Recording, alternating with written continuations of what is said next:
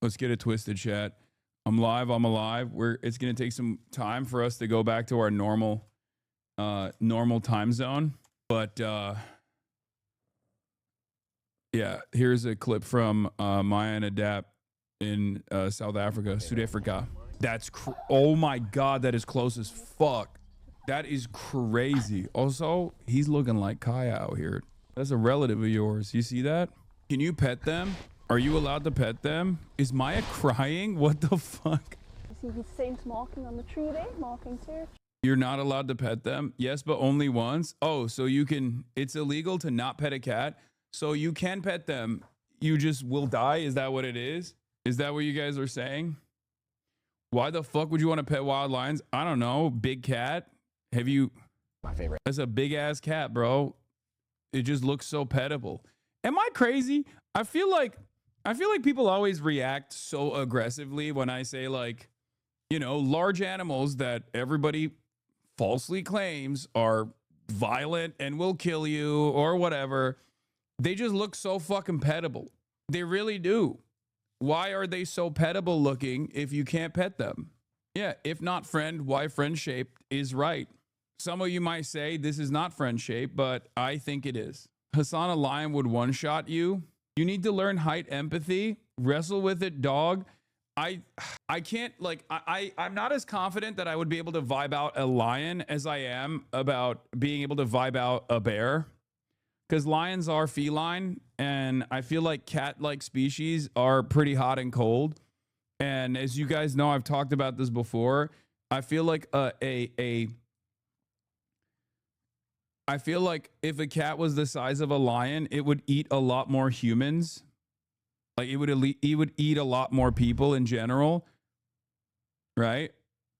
So a bear would destroy a lion. Why mane if not soft for cuddle? I agree. You're much more likely to get killed by a buffalo or hippo or elephant than a lion. A hunter got one-shotted by a buffalo just the other day. RIP Bozo. You can pet a big cat, but you know how sometimes you're petting a cat and it goes crazy and grabs you? Now imagine every time that happened, you died. No, that's what I mean. Because lions are so hot and cold that I suspect that they would just, or cats are so hot and cold that, like, if a cat was the size of a lion, most people would die. Like, people would not be able to own cats at all.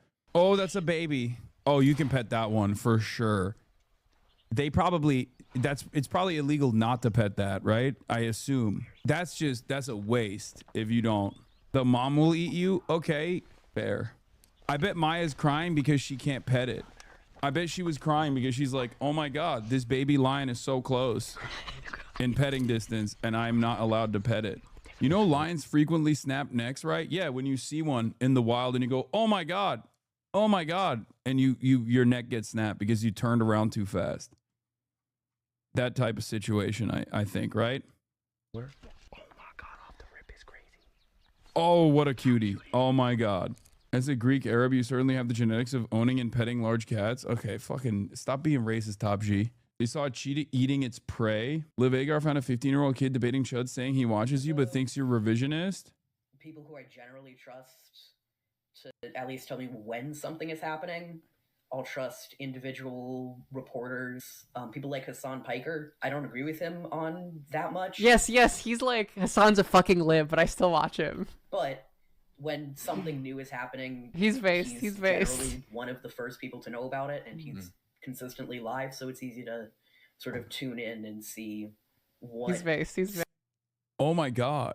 He said is Fortnite overrated? Kids are now talking about, like, they're out here doing Marxist-Leninist politics. Like, what the hell is going on? How old is this kid? Oldest Twitter Marxist-Leninist? Did you see Liv's comments on Molotov-Ribbentrop? No, I didn't, and I don't care. The children yearn to break out of their capitalist chains. There's always a guy like this. There's always a kid like this. Back when I was first popping off, there was another, like, little child, like even younger than him, who was like, who had the spirit. He was. This is the I Am Charlie Kirk kids.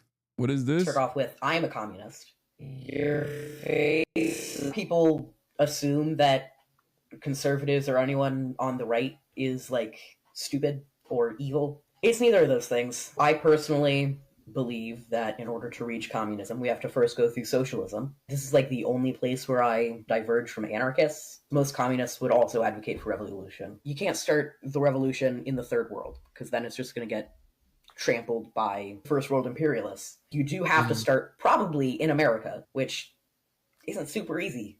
Wow. This is so weird. Let's cover news, please. Oh my fucking God, dude. Take a day off and calm down, brother. We're getting to it. Jesus, Lord mercy. Holy moly. Motherfuckers are literally white knuckling through the beginning hour of the broadcast because there's like, why are we not insta locking news? This is who you be arguing in the chat with, by the way. No, I think this child is better read than 90% of people that come into my chat. Hassan, welcome back to the stage. LeBron is back on the court as well. Hell yeah. Can you divulge on the details of the private meeting? Yes. The Bears told me that I can vibe out all of the Bears. Didn't realize this was your office. Anyway, the Department of War tweet announcing court martial for congressman. What? Yeah, you gotta get your news through this kid instead. Okay. What are the Zoomers doing, bro? I have a kid same age as this kid. I can confirm the chatters you argue with are me. I have not seen these kids before, but I'm glad that there's this. Oh God, I hate that this is a bop, and I hate that it's stuck in my brain. It's just like my brain has basically had two songs swirling around it. Okay, my brain has been swirling around with two separate thoughts. Two separate songs. One is We Are Charlie Kirk, and the other one is Quando Quando. You said I mentioned here on 820 and the Zoran thing. Yeah, all right. We're gonna get started on the Zoran. We're gonna get started on the Zoran thing, but hold on. This is we have to finish this out. Sorry. Dude, I can't stop. The Kirkification has gotten completely out of control, and I can't believe I'm the one saying this. I love you, but your taste in music is ass. Excuse me. We Are Charlie Kirk is the song of a generation. How fucking dare you? You better shut your dang trap. Please stop playing that. My dog won't stop howling in distress. Okay. Well, in any case, we're going to start with the Zohran Mamdani stuff. Zohran Mamdani, a betrayer of the revolutionary cause, or a person who has been able to rizz up Donald Trump. These are the questions that are swirling around in the minds of many. On Twitter. Of course, the Marxist-Leninists that say that, everyone that could be considered a social democrat is a social fascist, including Zohran Mamdani, a fascist collaborator. And then also on the other side, there are a lot of people who are like, Zohran is the bringer of revolution. He did it. He rizzed up Donald Trump and single-handedly is making America socialist. I am somewhere in the middle here, a little bit of a centrist, a little column A, little column B. Definitely don't think that Zohran is bringing about a socialist revolution in the country by rizzing people up one fascist at a time. I don't think that that's what's going on, but I also don't think that he is as big as a, social democratic betrayer of the revolution as the way some people presented it. I think he's the mayor of New York, or the next mayor of New York. He's not even the mayor of New York yet. But yeah, there is a lot going on in the world. Okay, there's a lot going on in the world, but let's take a look. Okay, well, I'm back in America and my fucking Twitter is busted already. Nice. In China, through the VPNs, this shit was working better. What the hell's going on? Which ones? There's no confiscation. Hey, I just say, this is a perfect example. The MAGA media ecosystem has made Zohran seem like this extreme jihadist. And listen, some of his ideas the are legislation he supports in the council will force property owners before they can sell it on the public market to sell it. Why didn't Trump confront him about that the other day? Why didn't Trump confront him about it? Why was Trump? He said it was his honor. Maybe he did. He said it was his honor. Trump said that we both agree on increasing the supply of housing, and They're that's best going friends. They're BFFs. I'll tell you why it hasn't taken the socialism issue off the ballot, because Zohran Mamdani's own party is facing a challenge. Because not just is Hakeem Jeffries facing a challenge from a socialist, but you have Jerry Nadler retiring and socialists running for that seat. You have Dan Goldman facing a socialist. socialist challenger. You have Grace Meng facing a socialist challenger. All these members of the House, there's probably 4 or 5 of them, are facing socialist challengers. Although, I guess we should know that Mamdani has explicitly come out against a challenger. And this is why I give him Hakeem credit. Jeffries. This is why I give him credit, because he has the most to lose. He spent last night basically telling his own DSA members not to support a socialist against an establishment Democrat. Now today he's out there, you know, chumming around with Donald Trump. He has a lot to lose on this, and I give him credit for doing the right thing. Let me ask you real quick on Elise Stefanik. She had a response to all of this. She says, we all want New York City to succeed, but we'll have to agree to disagree on this one. If he walks like a jihadist, if he talks like a jihadist, if he campaigns like a jihadist, if he supports jihadists, he's a jihadist. And he is Kathy Hochul's jihadist. If you're Elise Stefanik tonight, how do you feel? Because I'm not sure that works I don't think, anymore. no matter what, she ain't going to take her foot off the gas. I mean, she's going to go after him. You know, she uses the term jihadist, but if you hang out with Hassan Piker, if you hang out with people that deny 9/11. Yeah, famously, I am also a jihadist. Thank you, bald Staten Island Republican dipshit. Yeah. Brother, between you and I, who do you think closely resembles the unironic socially regressive policies of what you consider to be jihad? Like, because if we're going to think about like what Americans think jihad actually means, who do you think between me and the average Republican is closer to what these guys think is like jihad, Sharia law, Taliban rule, you know? It's a fucking Republican. The American Taliban is the Republican Party, okay? Repression of women, denying them their fucking bodily autonomy, like every single thing that these dipshits advocate for on the social front, while they simultaneously claim it is people like myself or Ilhan Omar, even Zohran Mamdani that are, you know, doing Sharia law, doing jihad, they are the ones who are unironically advancing the concept that is infinitely closer to jihad or Sharia in the United States of America. Okay, like what they suspect is what jihad is. What they suspect is Sharia. It's very fucking stupid. Yeah, Councilwoman Inna Vernikov. It's a good day for the American people when 2 leaders of such diametrically opposing views can come together for the betterment of our city and find common ground. But we should never kosher a Marxist with jihadist aligned views. Did we forget that Zohran Mamdani wants to cease the means of production? Zohran Mamdani wants to cease the means of production, not seize the means of production, okay? But wants to halt them entirely. Socialism is no production. Fucking awesome. I swear to God, the average IQ of an American politician is less than 0, okay? They found, like, in order to be a politician, you could be like here's an example of this. You could be like you could go to Oxford. You could be a Rhodes Scholar. But in order to get up there on that stage, in order to become a successful politician in America, you have to literally fucking slam your head with a frying pan over and over again until your brain is leaking out of your ears. Okay. And the greatest example of this, of course, is what's his face? Kennedy from Louisiana, a Rhodes Scholar who fucking runs around like Foghorn Leghorn or whatever that fucking thing is. Oh my God. Tonight on the 3rd night of Hanukkah, I'm at it's always the same shit. She's the one who invited Netanyahu to attend Zoran's inauguration. It's always this. It's always this. It's 100% of the time. There's a 100% success rating on this shit. Unimaginably racist, Islamophobic stuff that you hear. And the moment you look at their profile, you're like, oh, I get it. I see what happened here. Nice. Baby, wake up. It's time for Israel's feelings again. Yeah, I know. Exactly. Did we forget that he refused to condemn globalized intifada, refused to condemn Hamas, campaigned with some Piker said America deserved 9/11, and pressed around with jihadists? Just yesterday, Mamdani blamed a house of worship for the protests which called for violence against Jews inside the temple. Mamdani should have been given a spanking at the White House. Disappointed that instead he was legitimized. Oh no!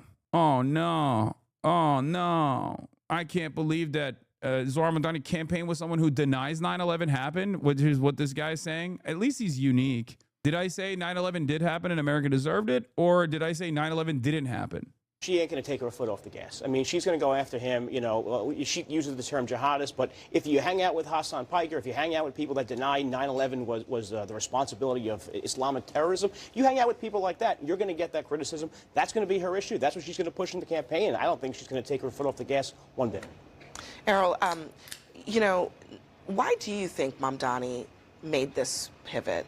In a way, I mean, it is somewhat, it's smart because he neutralized Trump in especially in the first maybe 6 months of his term on some very key issues, law and order, maybe even ICE, funding for the city of New York. Why do you think he ended up here? Well, look, Mamdani wants to succeed. He wants to be a successful mayor before he wants to do anything else.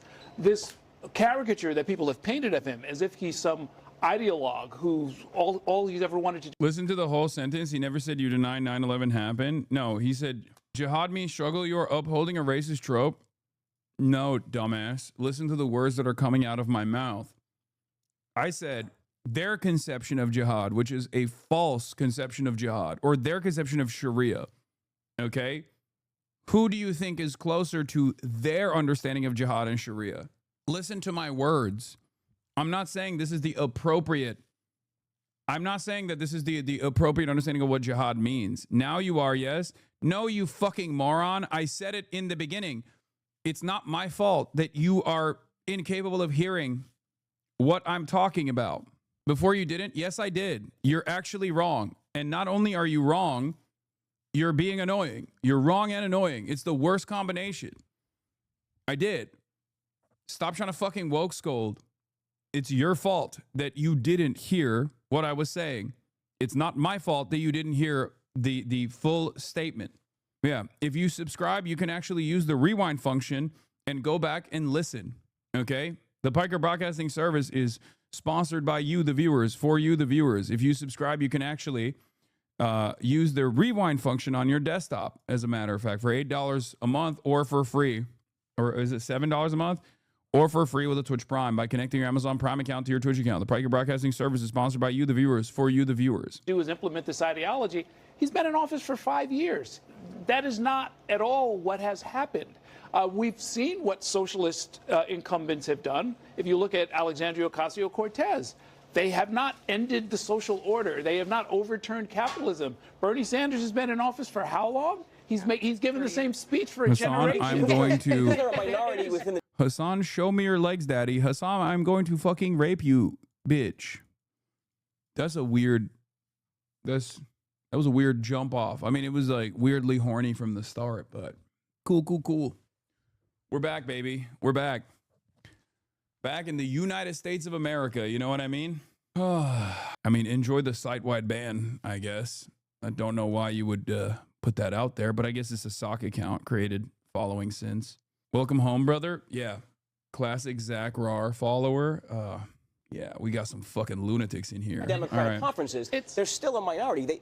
Zoran didn't pass any legislation. Doesn't mean he didn't propose and push socialist principle legislation. Attempts to terrify the public over people because they have the socialist word somewhere in their ideology, somewhere on their website. It just doesn't work. We just put it to a vote in the biggest city. We had record turnout. We put it to a vote. And that's the problem. It didn't work. It was put to a vote in the biggest city, but I bet you Abigail Spanberger couldn't run as a socialist. I bet you Mikey Sherrill couldn't run. Mikey Sherrill couldn't run as a socialist. So the Democratic Party is fully beholden to socialism. No. I'm saying the Democratic Party doesn't know who it is, as evidenced by the point that I just pointed out. There's 6 members of New York being primaried by socialists. Well, you think the Republican Party knows what they are? There's a lot of momentum in New York. Today is an illustration. Today is an illustration. I don't know why they stream out of the Food Network kitchen. I always find that strange. But anyway, I miss China. Can you go back like now after reading and hearing that? I think it's a sign for you to go back. I mean, no, I do miss this. I do miss this struggle. Okay. I do miss this battle. I do miss this struggle a little bit. I'm glad to be back. I'm excited to be back. Budget cuts hit CNN hard. Yeah, they're talking about kitchen table issues on a kitchen table. I guess that's what it is. Meeting with President Trump at the White House. Mayor-elect Zoran Mamdani is back home, and he's sharing more insight on their conversation and standing his ground on some criticism of the president. Jenna DeAngelis has more. Congratulations, Mr. Mayor. Thank you, Mr. President. A cordial Oval Office meeting between President Donald Trump and Mayor-elect Zohran Mamdani Friday, described by both as productive. Focused on a place of shared admiration and love, which is New York City, and the need to deliver affordability to New York. Yes, dealing with the chatters is my own personal jihad. That's what it is, straight up. That's what's going on. Don't get it twisted. I say politics is depressing and hopeless. Time to become a travel blogger and go back to exploring China. No. It's depressing, it's hopeless, but also at the same time, we do it nonetheless. And the reason why we do it nonetheless is because there is a lot of avenues of improvement, and we're experiencing said improvement. So at a time when, you know, the American political landscape is shifting and is changing, I think it's silly to just like take a sidestep. You know, do you feel betrayed by Mamdani? No. I am going to go back to my OG sentiment, as I have said, even while he was campaigning, which is that politicians are not your friends. Politicians do politics. Okay, put the policy in the bag, little bro. That's it. Put the policies in the bag, little bro. I expect to be helping him, not hurting him. A big help. Because I want New York City to be great. On Sunday, during his first appearance back home, Mamdani said he was feeling good. Too often, when two politicians meet, the conversation rarely extends beyond them. And what we found instead is that this was a conversation that was productive. The mayor-elect speaking to reporters outside a Bronx church where inside he preached his priority, a more affordable city. And to do that work means to work with anyone, so long as the work that we do is the work to help this city and the people that call it home.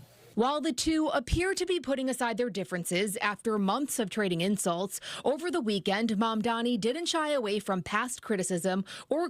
Yeah, I mean, he's the president, okay? Fascist or not, he's the fucking president. And we do not have the organization to like militarily resist a fascist government. I don't know what the expectation is here. Like the notion that he's supposed to go up there and be like, fuck you. Fuck you, Donald Trump, suck my dick. Like, no, of course not. You have to fucking play ball. And for people to turn around and say, oh, well, you guys had a lot of words to say about Kamala Harris running around with Liz Cheney. Yeah, Kamala Harris personally chose to offer a platform to Liz Cheney. Liz Cheney had no motion whatsoever amongst the Republican base of support. That was more beneficial for Liz Cheney than it was for Kamala Harris.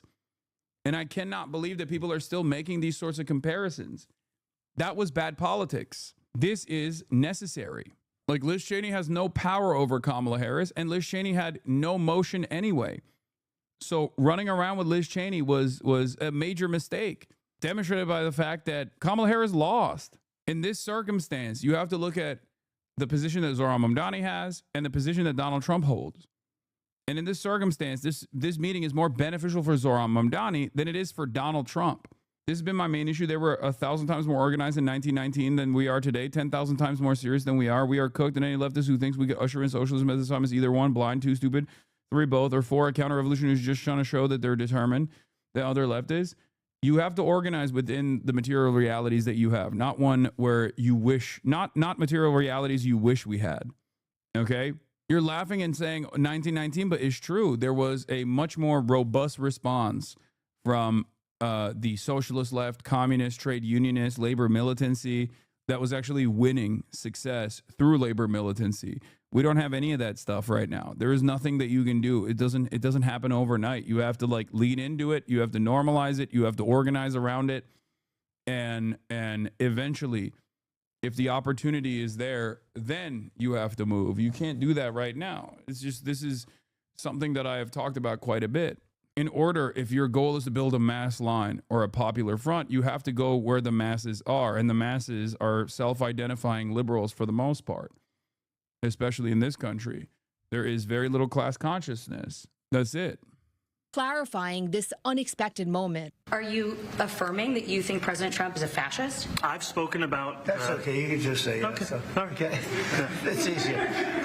It's easier than explaining it. And that's something that I've said in the past. I say it today. And I think what I appreciated about the conversation that I had with the president was that we were not shy about the places of disagreement. A place of agreement, public safety, and the decision to retain. Dude, this is so funny, but this is the real horseshoe, like unironically. The take you're not ready to hear, this is unironically what the media and voters sees.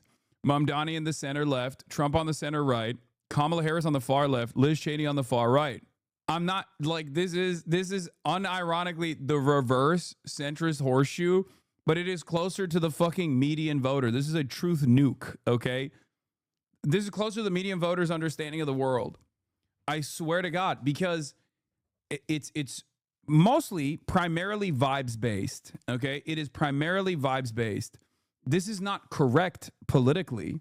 Okay, but it is primarily vibes based. You need to understand that. You need to understand that. This actually corresponds to polling on the matter as well. A part of the reason for why this is primarily vibes-based is because the American voters' understanding is completely out of whack. They don't analyze things. They don't analyze the left-right dynamic in American politics by looking at policies. It's not grounded in ideology. It's grounded in vibes.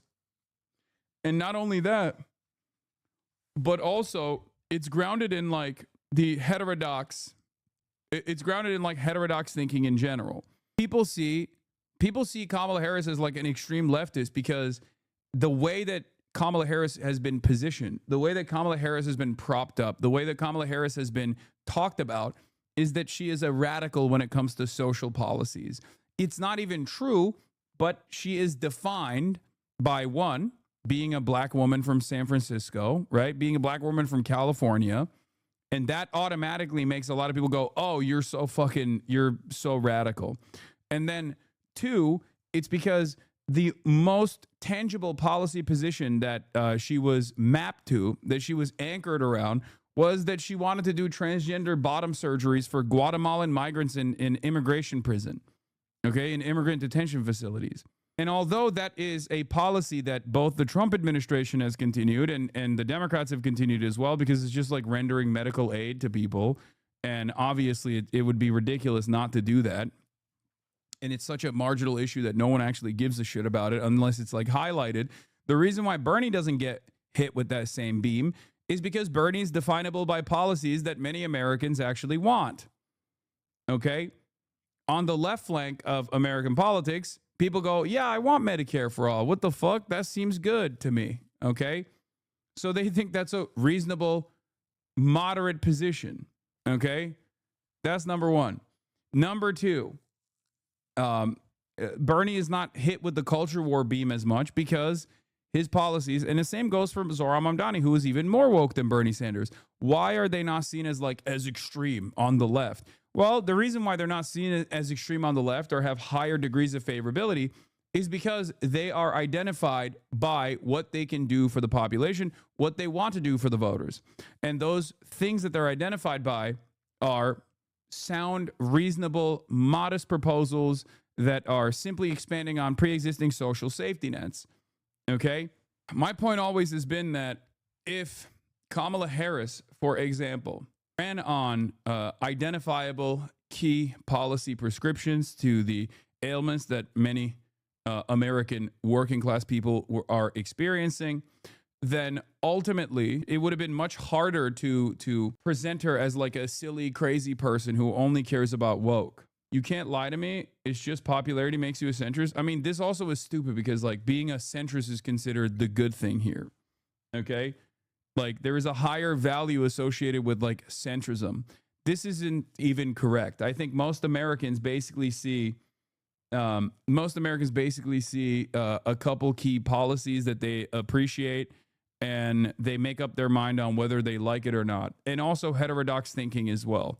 When I was at Zohran Mamdani's rallies, the crowd can do a call and response to his top policies: freeze the rent, make buses fast and free, make childcare free. The only other time I've heard that where people are able to call back to signature policy is President Trump's build the wall.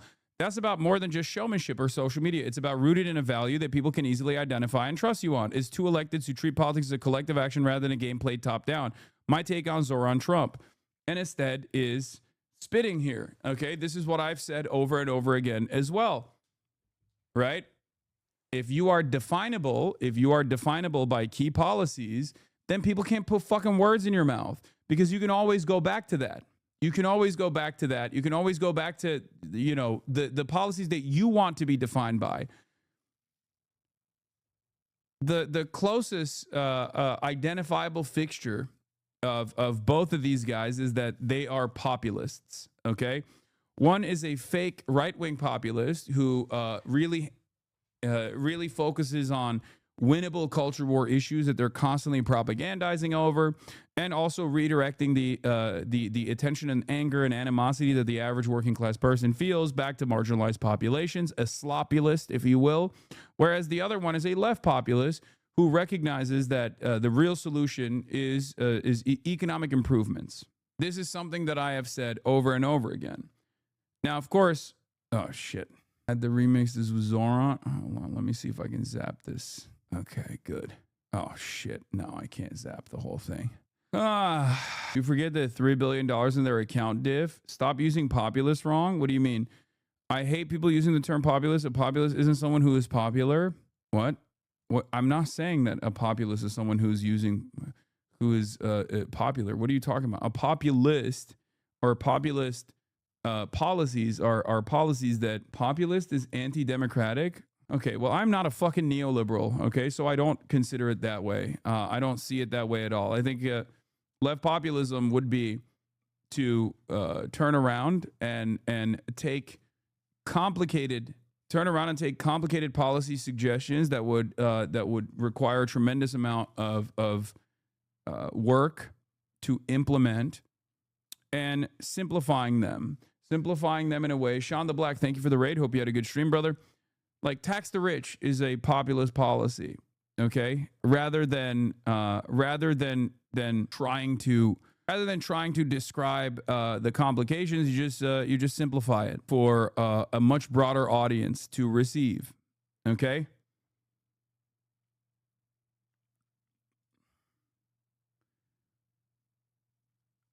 And populist policies are oftentimes those policies that benefit the largest number of the population in an easy to understand way, in an easy to understand messaging campaign. Okay? Farley is going crazy right now. No, he's talking about the definition of populist we have in other parts of the world, in a word that means demagogue. No, I know. Populism is just a politician orientation that says the current elites are not serving the interests of the people and that serious reforms of the elite are necessary in order to align with the masses. Anyway, let's continue. NYPD Commissioner Jessica Tisch. They also spoke about immigration and New York's sanctuary city policies. On Saturday, President Trump was asked about very good meeting yesterday. We talked city policies. On Saturday, President Trump was asked about sending in federal troops. Right now, other places need it more, but if they need it, we had a very good meeting yesterday. We talked about that.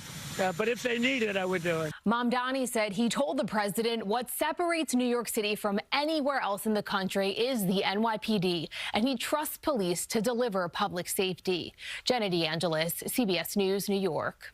And joining me now is the mayor-elect of New York City, Zoran Mamdani. Mr. Mayor-elect, welcome back to Meet the Press, and congratulations. Thank you so much. It's a pleasure to be back. Well, it is wonderful to have you here in person, fresh off of your first meeting with President Donald Trump.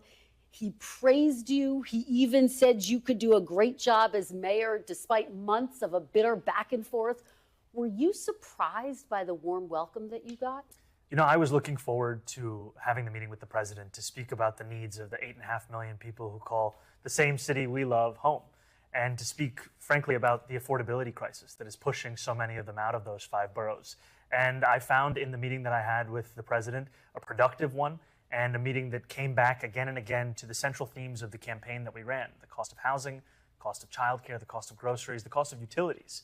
And it showed that this is an opportunity to now start to deliver so that people can do more than just aspire to struggle in New York City, but actually to be able to live there. But did you expect it to be so chummy? What was going through your head when you were standing there? You know, I thought again and again about what it would mean for New Yorkers if we could establish a productive relationship that would focus on the issues that those New Yorkers stay up late at night thinking about. Because so often in our politics, we try and tell people what they should be worried about, what they should be concerned about. But when you actually ask New Yorkers and you listen to them, you hear it come back to the issues that animated not just the conversation the president and I had with the press after our meeting, but frankly in the meeting itself. It was a conversation where we spoke about the need. Whoever media trained Mamdani needs to be the head of the Democratic Party immediately, Lamau? No. I think it starts with the policies. It starts with the worldview. The reason why you consider him to be so good at messaging and so believable is because he has a well-defined worldview that is outside of normal politics in the Democratic Party. Like, he is a solid communicator. He's naturally good. He's naturally charismatic. He's naturally a solid communicator, which certainly helps. But ultimately, it definitely does come back to to having politics that are anchored around simple to understand policies. Okay, he comes across as sincere, but ultimately he comes across as earnest and sincere around advancing an agenda that many people associate him with. Okay, it's as simple as believing in something. Simply put, if you want it to be defined not by the actual politics of Zohran Mamdani, you can basically say he believes in something. Democrats come across as believing in nothing. Republicans, on the other hand, also believe in something, right? There is a level of sincerity with Republican politics, even though the politics they believe in are fucking awful. They're garbage. They're harmful to large swaths of the population. They still have definable worldviews, even if we consider it to be evil, right? They have a definable worldview that is seen as tangible, and also people can associate with them positively or negatively if they choose to do so. Democrats, on the other hand, oftentimes shy away from that. They think that's a failure. They think that's a bad thing to be defined by policies. They are oftentimes believe that the most successful method is to simply say you are not a Republican, and then that's it. That should be enough for everybody to vote for you. Like, I'm not talking about the actual content of the messaging here, though that's good. He's very good at bringing questions back to policy issues. Yeah, but you can't do that. You can't do that if you have no policies to anchor yourself around, to anchor your campaign around. That's it. That's my point. You have to have things that you can bring the conversation back to all the time, an agenda that you are advancing. Need to deliver on this agenda. And I appreciated that when we had that meeting, it wasn't just in the Oval Office. He also took me into the cabinet room, and there we were looking at portraits of presidents of years gone by, and we admired a portrait of... Like, I'll give you Pete Buttigieg as a counter. Zohran Mamdani and Pete Buttigieg are both decent communicators. But when I bring that up, that's the real truth, Nuke. But if I were to bring that up, everyone would be like, how dare you say that? It's true. Pete Buttigieg is actually a pretty solid communicator. But Pete Buttigieg is what you get when you have a solid communicator, utterly devoid of politics, that is the classic, undefinable, centrist, third-way neoliberal politician. And that is precisely the reason why he comes across as insincere. That's precisely the reason why he comes across as not a great communicator. He appeals to the liberal wine moms, but he doesn't appeal beyond that base of support within the Democratic Party. And that is because he's not trustworthy. He doesn't, like, people don't actually look at him and go, oh, this is a guy who's going to bring about change that I think is necessary. Okay? That's it. Standing on business and loudly and proudly declaring your worldview goes a very long way. A lot of people don't understand it. A lot of people are too afraid to broach that subject. A lot of people are too afraid to stake their reputation on the line.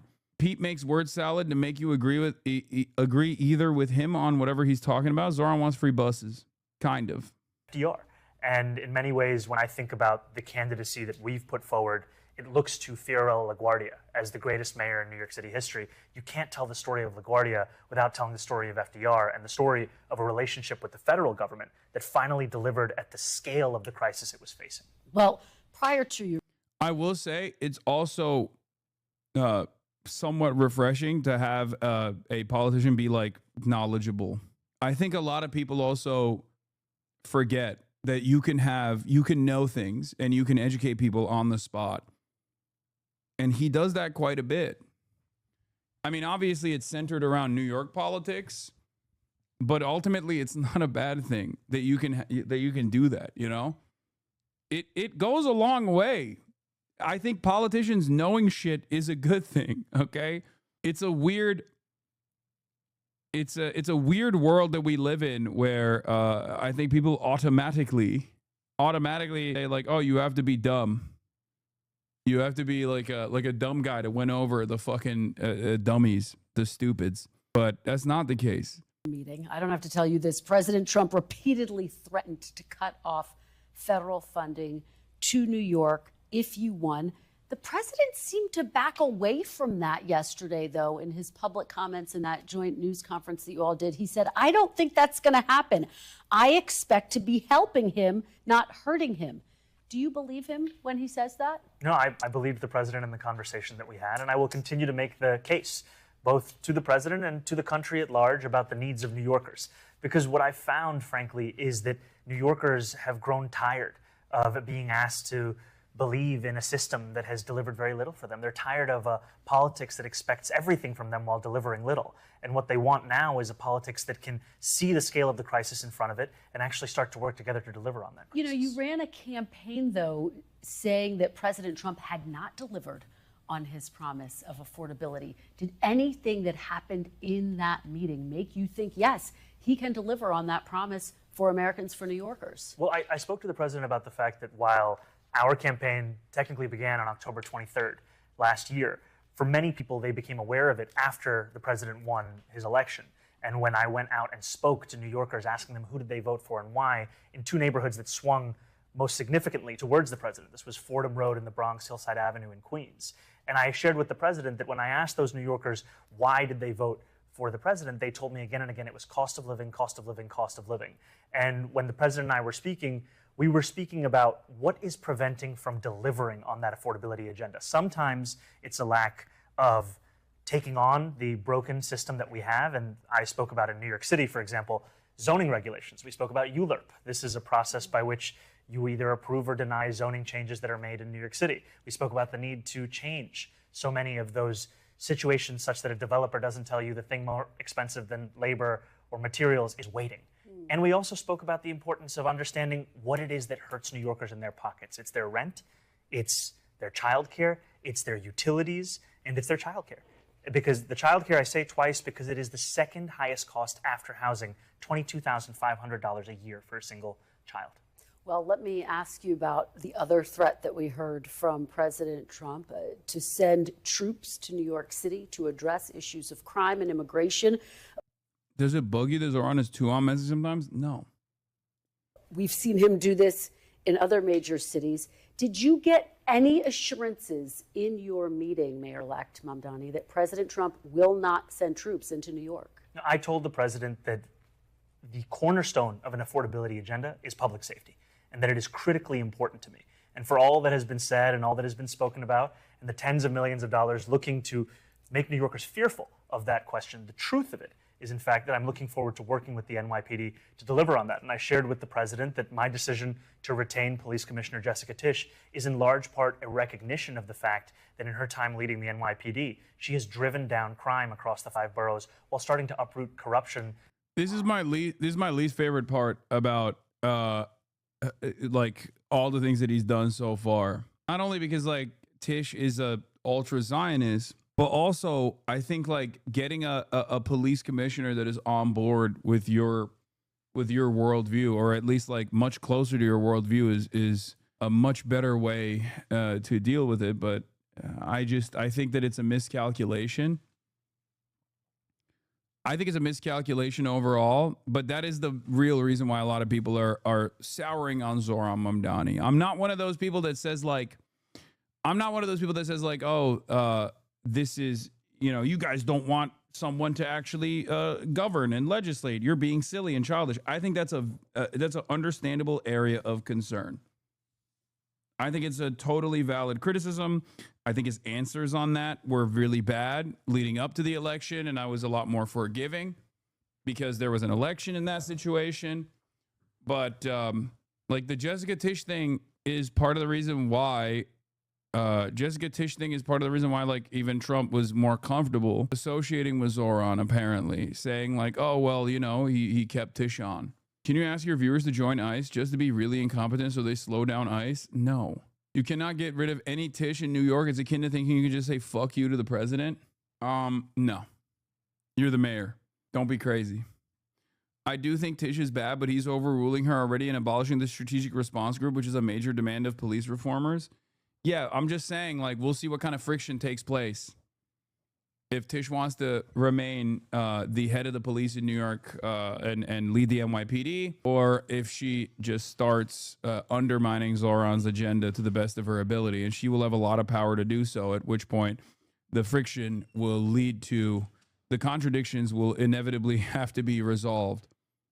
That was endemic in the top echelons of that department under Mayor Adams. And I'm going to follow up with you on your decision to keep Commissioner Tish. But to this core question that I think so many New Yorkers are curious to know the answer to, what did President Trump say to you? Did he assure you he will not send troops into New York? He told me that he cared deeply about public safety. I said I cared deeply about. What I told him is that what separates New York City from anywhere else in the country is we have the NYPD. And I trust the NYPD to deliver public safety. And to me, that is something that I know that they can do, that they have done, and they will continue to do under my leadership. So he didn't rule it out in your meeting? I made it very clear what we wanted to do was to deliver public safety and affordability, and the NYPD would be the ones to do so. In that press conference with President Trump, a reporter asked you whether you believe that President Trump is in fact a fascist, a word that you've used in the past. This is another, I don't think these are as bad, these are not bad questions, chatters. Controversial opinion.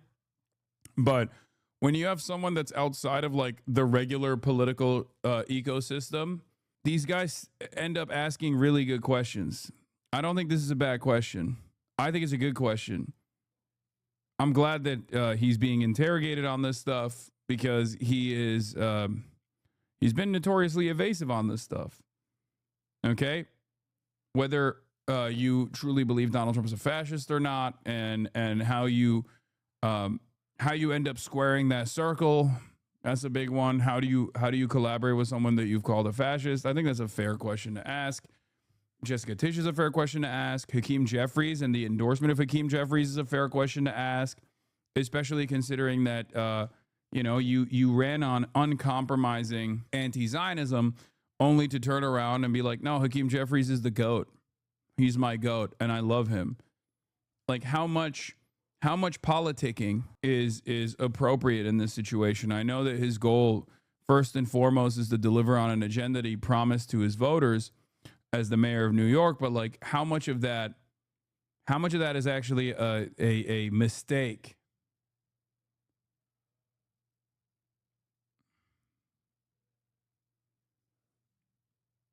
Past. You were about to answer, then President Trump sort of jumped in and he said, quote, that's okay, you can just say yes. It's easier than explaining it. So, Mr. Mayor-elect, just to be very clear, do you think that President Trump is a fascist? And after President Trump said that, I said yes. And so you do? And that's something that I've said in the past, I say it today, and I think what I appreciated about the conversation that I had with the president was that we were not shy about the places of disagreement about the politics that has brought us to this moment. And we also wanted to focus on what it could look like to deliver on a shared analysis of an affordability crisis for New Yorkers. You've also said in the past that President Trump has engaged in a, quote, attack on our democracy. You've called him a despot. Do you still believe President Trump is a threat to the democracy? Everything that I've said in the past, I continue to believe. And that's the thing that I think is important in our politics, is that we don't shy away from where we have disagreements, but we understand what it is that brings us to that table. Because I'm not coming into the Oval Office to make a point or make a stand. I'm coming in there to deliver for New Yorkers. And a few weeks ago, I was asked by a reporter 3 words to describe myself. I said, New York City. And that's what animated that conversation. How do we deliver for the people of New York City? Fascism is a bit more than a disagreement. Yeah, but do you have... Dude, he is the president, okay? As long as you're not conceding to the president, you're gonna have to fucking demand that he doesn't cut funds if you're the mayor of New York, okay? Not only is he the president, but he's also threatening military occupation of the city that you're supposed to be the mayor of. And on top of that, he said he was going to treat New York City like it's fucking Cuba. Okay? Like, in that situation, considering that you're a part of the government in this day and age, you know, and the way that the situation currently works, you're still very much a part of the fucking government. Am I kind of wrong for looking at Zoran a little sideways right now? Just a little? No, it's understandable. I think if you're the governor, you have a lot more amenities or you have a lot more power. But if you're the fucking mayor, I see that as like a little bit different, you know? But yeah, of course, it's okay to be critical. It's okay to be critical. By this logic, should every Democrat be more friendly to Trump? It depends. It depends on what position they occupy and what the president has said about them or what the president has said they're going to do to the fucking city that they're a part of. Because, like, first of all, Democrats already play ball with the president a lot more than they should be. I think the major criticisms that I have of Zoran so far is the Chiose counter, like right out of the gates. I disagree with that. I understand where he's coming from, but I think it's a miscalculation. It's a misstep. And I think Hakeem Jeffries is going to, whether Zoran is nice to him or not, always going to undermine the left flank of the party. That's his position. That's number one. And then number two is the Jessica Tisch thing. Okay. I don't really care about him. I don't really care about him like going and talking to the president and seemingly coming across as like chummy in this interview, especially when he's not backing away from any of his positions. Like, so far, I think Trump is actually, like I said before, playing politics, steering positively with Zoran, partially because he wants a little bit of that shine. Okay. And, you know, because he did win on an affordability agenda, and Donald Trump knows that that's like a major thing that his voters demand of him. So he wants to seem more sincere on trying to tackle the affordability problems. And I think Zoran messaged around that very well. That's number one. And then number two, I think Trump wants to throw a grenade in the Democratic Party politics by coming across as more pro-Zoran. Coming across as more pro-Zoran actually it causes some level of instability within the Democratic base, or at least not in the base, but in the party structure, because you've seen establishment Democrats either refuse to endorse Zoran Mamdani or basically endorse him quietly at the last moment, like Hakeem Jeffries, right? Or even be antagonistic towards him and call him a jihadist and shit. Yehuda says, the biggest issue I had with him so far was saying that people should be able to pray without being threatened in response to a protest about a land sale. Very much Zionist capitulation that directly affected me and other protesters. Yeah, I didn't see what his response was to the synagogue protest that took place, but that was like classic. That was classic pro-Israel doing land sales and fundraisers for the fucking IDF inside of a place of worship. It says a lot worse things about the Zionists in that circumstance than it does about the fucking people protesting against it. The people protesting against it were doing something totally valid.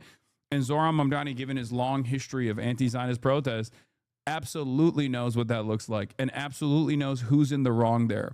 So any kind of fucking capitulation to that shit is ridiculous. But I suspect that he probably wasn't as as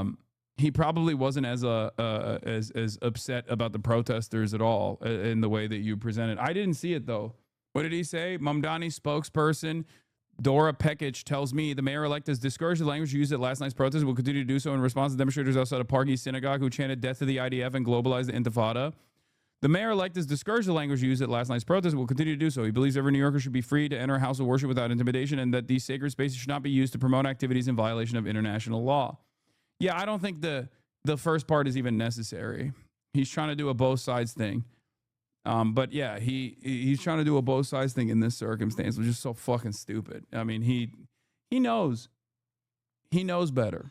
Asked to clarify the conducting caveat, Mamdani's team says it was specifically in reference to the organization's promotion of settlement activity beyond the Green Line, which violates international law. Yeah, note that he didn't disavow the protest itself and actually didn't disavow the synagogue event. Yeah, this is because this is the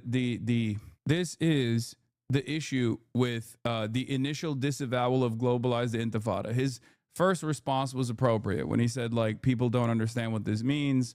Yes, it comes across as hurtful only because people are scared of the word Arabic, the word intifada, which is an Arabic word. Okay, he did disavow the synagogue event. No, I know, I understand that. I'm just saying that doesn't even need to say like, oh, people shouldn't be fearful of going to the place of worship. I'm sorry, dude. If you're going to an illegal land sale of a fascist apartheid state in any place, whether it be a place of worship or not, then it's no longer a place of worship. It's a criminal activity hub. Okay, protest is the least people can do in this circumstance. Everyone else who has an issue with that can suck my entire dick. Okay, that's it. I think it's fucking ridiculous. I also think it's fucking ridiculous to complain about the language being used in this circumstance, like globalized, the intifada. It's a hurtful language. It's scary. It's like, no, you know better. You know it's not fucking hurtful or scary. You're just paying the piper here. Okay, you're trying to do your very best to manage the situation in a way that you don't really need to. I understand. During the campaign where you're like fearful that this was going to be the only thing you have to address, and you thought it could be easy to just like chop it, ahead of time. Oh, I'm not going to condemn the language. I'm not going to police the language. I think it's silly. That's probably a better way to go about it. Then again, I'm not the mayor, but as an analyst, as a commentator, this is my assessment. This is my position. I think when people are being insincere in their demands, you don't have to capitulate to those demands. Those are insincere demands. There's no reason that you have to capitulate to those demands. As a matter of fact, authenticity is key here, and it's actually been incredibly helpful for the way that Zoran has been perceived as opposed to the rest of the Democratic Party. So there's no reason to now do this kind of shit. No excuses, but every politician will do the thing we dislike. Which of those actions are you anticipating most from Mamdani? I think that some of your supporters would be curious to know. You say you stand by your past statements that, yes, he's a threat to the democracy. How do you square working with someone who you still think is a threat to the democracy? I think working for the people of New York City demands that you work with everyone and anyone, and that you always look to find those areas of agreement while not overlooking the places of disagreement. And I think this was something that came up in our meeting. We spoke about immigration. We spoke about the fact that in New York City, we have sanctuary city policies that allow for the city to work with the federal government on around 170 serious crimes. The concern for so many New Yorkers comes about anything beyond that. And I spoke about the importance of us being able to protect New Yorkers and some of the incidents. Oh yeah, I didn't really care much for his statements on Cuba and Venezuela either. I thought those were silly. But again, that's too much that goes too much into like foreign policy beyond the scope of the New York mayor in general. That we see, they do not do that. You raised the issue of sanctuary cities, so I want to speak to you more broadly about the issue of immigration. This is one that is so critical to. Bro, he's the fucking mayor of New York. Why the fuck would he care? No, exactly. That's my point too. My position is he's the fucking mayor of New York. Who gives a shit? Like, you don't have to answer all those questions. At least with Israel, it was brought up as a major point in the entire run. But you don't have to fucking run around and be like, oh, I think Cuba is a despotic, tyrannical state or some shit. I don't know what he even said ultimately, but like that's one of those things where it's like, I'm the mayor of New York. I don't know why you guys are fucking demanding condemnations or assessments about Cuba or Venezuela. And if you're going to talk about it, I think the most prescient point to talk about, the most like visible point to talk about is quite literally the fact that we are doing a major crime. Yeah. This is from last year. Representative McGovern is right. Cuba's electrical crisis is worsened by the embargo and their inclusion in the state-sponsored terrorism list. President Biden sent aid immediately and removed Cuba from the SSOT. The Cuban people cannot wait. He called Maduro and Diaz Canal dictators. Yeah. Or even with Venezuela, I think the appropriate thing to fucking say, with Cuba, the appropriate thing to say is that we're strangling them to death. And with Venezuela, the appropriate thing to say is that Donald Trump wants to start a war in Venezuela, and he hasn't shied away from communicating that. That's ridiculous. I thought he ran on no wars. That's a failure in terms of his one of his major promises to his own voters. It's absolutely unacceptable to destabilize this entire region. It's fucking ridiculous. It's inhumane. It's cruel. And we've seen the failures of the global war on terror the unlimited cruelty. You know? In any case, let's New York, the rest of the country as well. One of your top supporters, Senator Bernie Sanders, recently weighed in on President Trump's record managing the border. He compared it to former President Biden. I want you to take a listen to what he had to say. I'll get your reaction on the Tim Dillon podcast, which Trump was crazy. did a better job. I don't like Trump, but we should have a secure border, and it ain't that hard to do. Biden didn't do it. Those before him did not do it. We should have a secure border, period. Do you agree with Senator Bernie Sanders that President Trump has done a better job securing the border than former President Biden? I haven't thought much about comparing presidents on the question of securing the border. I think it's important that it's secure, and I also think it's important that we have an immigration system that is humane. And that's what I spoke about with the president, is that New Yorkers want to see humanity in the policies that are being implemented. Do you give President Trump some credit for the work that he's done to make the border, in Senator Sanders' estimation, more? This is for every one of Bernie's worst takes. Yeah, if you listen to the rest of his take and he expands on it, he does arrive at the same exact sentiment that Zoran is saying here. It's just that in that moment, I think it was a terrible fucking way to respond to that question, because you are under no circumstance or no obligation to say Donald Trump is doing a good job with the border, because it's just not true. It's just not true at all. That's it. The border crisis is a man-made crisis, and it's man-made because it is instigated with white nativist anti-immigrant sentiment in a country that is the most diverse country on the planet. And that diversity is unironically America's strength. It's one of the most redeeming qualities of the United States of America. It's part of the reason why the United States of America has been such a dominant force around the globe. Okay? The notion that like Donald Trump's attitude here is actually good is so stupid, especially when even Trump's very own base of support is souring on the immigration shit. Comparing it to the failure of the Biden administration also doesn't win you any favors, because it leans into the false notion that the Biden administration was also doing like open border policies or whatever the fuck the Republicans have framed him on. It's ridiculous. I hate that shit so much. I dislike it. I dislike it quite a bit, because first and foremost, it is untrue. It is not truthful. And the first thing you should always do is be truthful, be honest.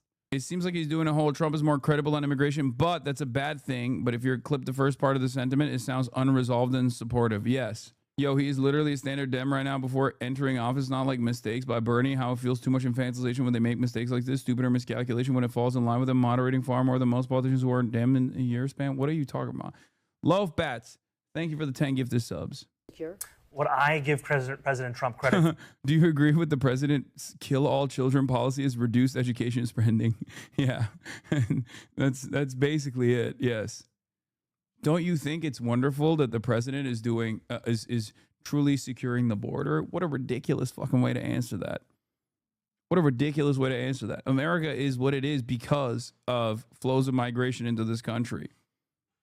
For is the meeting that we had yesterday was one that was focused on how we could work together for New Yorkers. And the place that we could do so most effectively, frankly, is ensuring every New Yorker can afford the city they call home. Well, you take me to my next question, which is about really the central issue of your campaign, affordability. You have said that you want to raise $9 billion in new taxes, increasing taxes on the wealthy, on businesses, in order to fund your key policies like universal child care, which you mentioned. You would need Governor Kathy Hochul to be on board with this. You'd need her signature. She has never publicly committed to increasing taxes. I know you just spoke with her. Mr. Mayor-elect, did Governor Hochul commit to you that she will support and sign on to your plan to increase taxes? The governor and I had a productive conversation, and what we both committed to is working together for the affordability agenda. And one thing I appreciate of the many about Governor Hochul is that she's been focused not just on affordability, but specifically on universal child care for quite some time. And now is the time to bring a partner forward in City Hall. And I've said plainly and openly that I believe that these are two tax proposals that make sense, increasing the personal income taxes on New Yorkers making $1 million or more by just 2%, increasing the top corporate tax rate to match that of New Jersey. And what I've also said is more important than how we fund something is that we fund something. And if there are additional or alternate revenue streams to do so, I will accept them and I will celebrate them, because the most important thing is to actually deliver for the New Yorkers who right now can't even conceive of having a family in New York City because of how expensive we've made childcare across the 5 boroughs. Well, and your entire agenda is incredibly ambitious: universal child care, free buses, among other things, lowering rent. Can you deliver on this agenda without Governor Hochul agreeing to increase taxes? Well, I'm thankful that I'm not going to have to engage in the hypothetical, because I am confident of the two of us working together to deliver on this agenda and ensure that finally, and this goes back to just that portrait of FDR. Thank you, When Emily look at Giselle, what for the 5 politics you has did. been in the past. It has been there in the moments of such transformation, meeting the scale of the crisis. We can do that again. Mom Donnie, I want to work together with Trump. We need a secure border. I disavow Palestine protests. We love NYPD and we want New Yorkers to do ICE raids, not federal agents. You guys, he's just playing ball. He's definitely having conflict with these people. I like that none of the things that you just framed there is accurate, whether it be my assessment or whether it be even the most negative associations with like what he has said thus far. Like, he said none of that and I said none of that. How can you watch something and be so off on everything? Are you watching just a totally alternative? Like, are you just watching something entirely different right now? What the fuck's going on? Like, every part of this was ridiculous. I am saying that there are aspects of Zoran's fucking statements that I am very critical of. I'm not saying he's just playing ball. He's doing a great job. That's not what I'm saying at all. And I don't even think he went as hard as what you said. He got you on mute. Yeah, he cooked me. He cooked me because he's hallucinating an entirely separate reality. What the fuck? So just yes or no, you think she'll raise taxes? I think she'll work with me to deliver on affordability. I think raising taxes make the most sense. If there's any alternative that raises the same amount of money, I'm open. All right, let's talk about another major issue, which you referenced: policing. So many major issues. Crime. There are a lot of major issues, I know. God, the audio is so ass. 5 years ago, you were calling for defunding the police. Now you are in charge of the largest police department in the country. You have tapped crime. The fucking gain is base boosted. Commissioner Jessica Tisch to stay on in her job. She has accepted. She wants to put thousands more police officers on the streets of New York. Will you do that, Mr. Mayor-elect? I've said over the course of the campaign that I think the number we have had budgeted of 35,000 officers is a sufficient number. What we have to do, however, is allow those officers to focus. You have it cranked up with your extension? I know, but here, okay, let's put it at 100 and let's see if you can hear it. On policing. And what I mean by that is that in 2020, the response time for the NYPD was less. Is that better? Is that better? Come on, no, keep back seating. Keep back seating. Is that better, you think? Or perhaps I know what I'm doing and there's a reason why I fucking cranked it. Sounds fine, actually. You won't be able to hear it. My audio is much higher. My audio levels are much higher than the audio levels of the video. And if I kept it that way, everyone would say, oh, dude, I can't hear the fucking actual video. All right, you know what? Sounds better, chatters. Okay, let's do 100. Let's do 110. That's where it was. 11 minutes. Today, it's closer to 16 minutes. Large part of that is because officers are now having to deal with 200,000 mental health calls a year. And so our proposal is create a Department of Community Safety, task it with the mental health crisis, the homelessness crisis, and allow officers to focus on serious crimes so we can get back to the work of delivering on this. As far as his like defund the police agenda goes, he actually did stay on message on that front, saying he's going to keep the current head count for the NYPD and lower the burden that the NYPD has to deal with. And I think that's an appropriate thing to do. That's a smart thing to do. He's right. That is also a part of the reason why that was the major point for defund the police in general, which is take some of the funds that normally would go to the police and reallocate it back to like social workers, things like that. And on that front, he's actually been consistent on this. But I don't really mind that liberals think this is I don't really mind that this liberals see this as like, oh, Zoran is moderating. Great. Okay. It's a moderate position. If tomorrow Zoran said, not Zoran, but a Zoran-like candidate on the national front is winning an election by saying, oh, I don't want Medicare for all. I want single payer. Okay. And people are like, well, you said you wanted Medicare for all, but now you're saying single payer. And he ended up describing the process of like, oh, well, we need to pool all of the insurance payment funds into one large pool so that there is automatic leverage for those who are in dire need of insurance, and I think we do that through a modest increase in taxes for at least like some of the wealthiest individuals in society, and the middle class will end up paying less overall as opposed to their insurance premiums. And everyone goes, wow, he really moderated on this position. He really changed it. That's a completely different policy. Then, you know, fuck yeah, I'm on board. You know, who gives a shit what you call it? Call it fucking Trump care if you want to. I care about solutions. Do you see what I mean? So in terms of his moderation on defund the police, he didn't actually moderate on that at all. But it's fine if people think that he did. Do you see what I mean? It's more so a matter of whether he will be able to follow through on this promise. Trapped in a political discourse without addressing the systemic crisis. But you know, violent crime is substantially down under Commissioner Tisch's watch. Do you acknowledge that her approach is working, and therefore do you need to listen to her when she says, I need more cops on the street? The reason I made the decision to retain Commissioner Tisch is because of the importance of outcomes. The fact that she has been able to deliver on rooting out corruption while lowering crime is something to be celebrated. And I think the commissioner and I have been very clear. Could you turn it back up? I'm washing dishes at work and it's loud as fuck. Can't hear the video. Your chatters are ignorant. Don't worry. Of course. I just wanted to prove to the audio chatters that are being fucking annoying.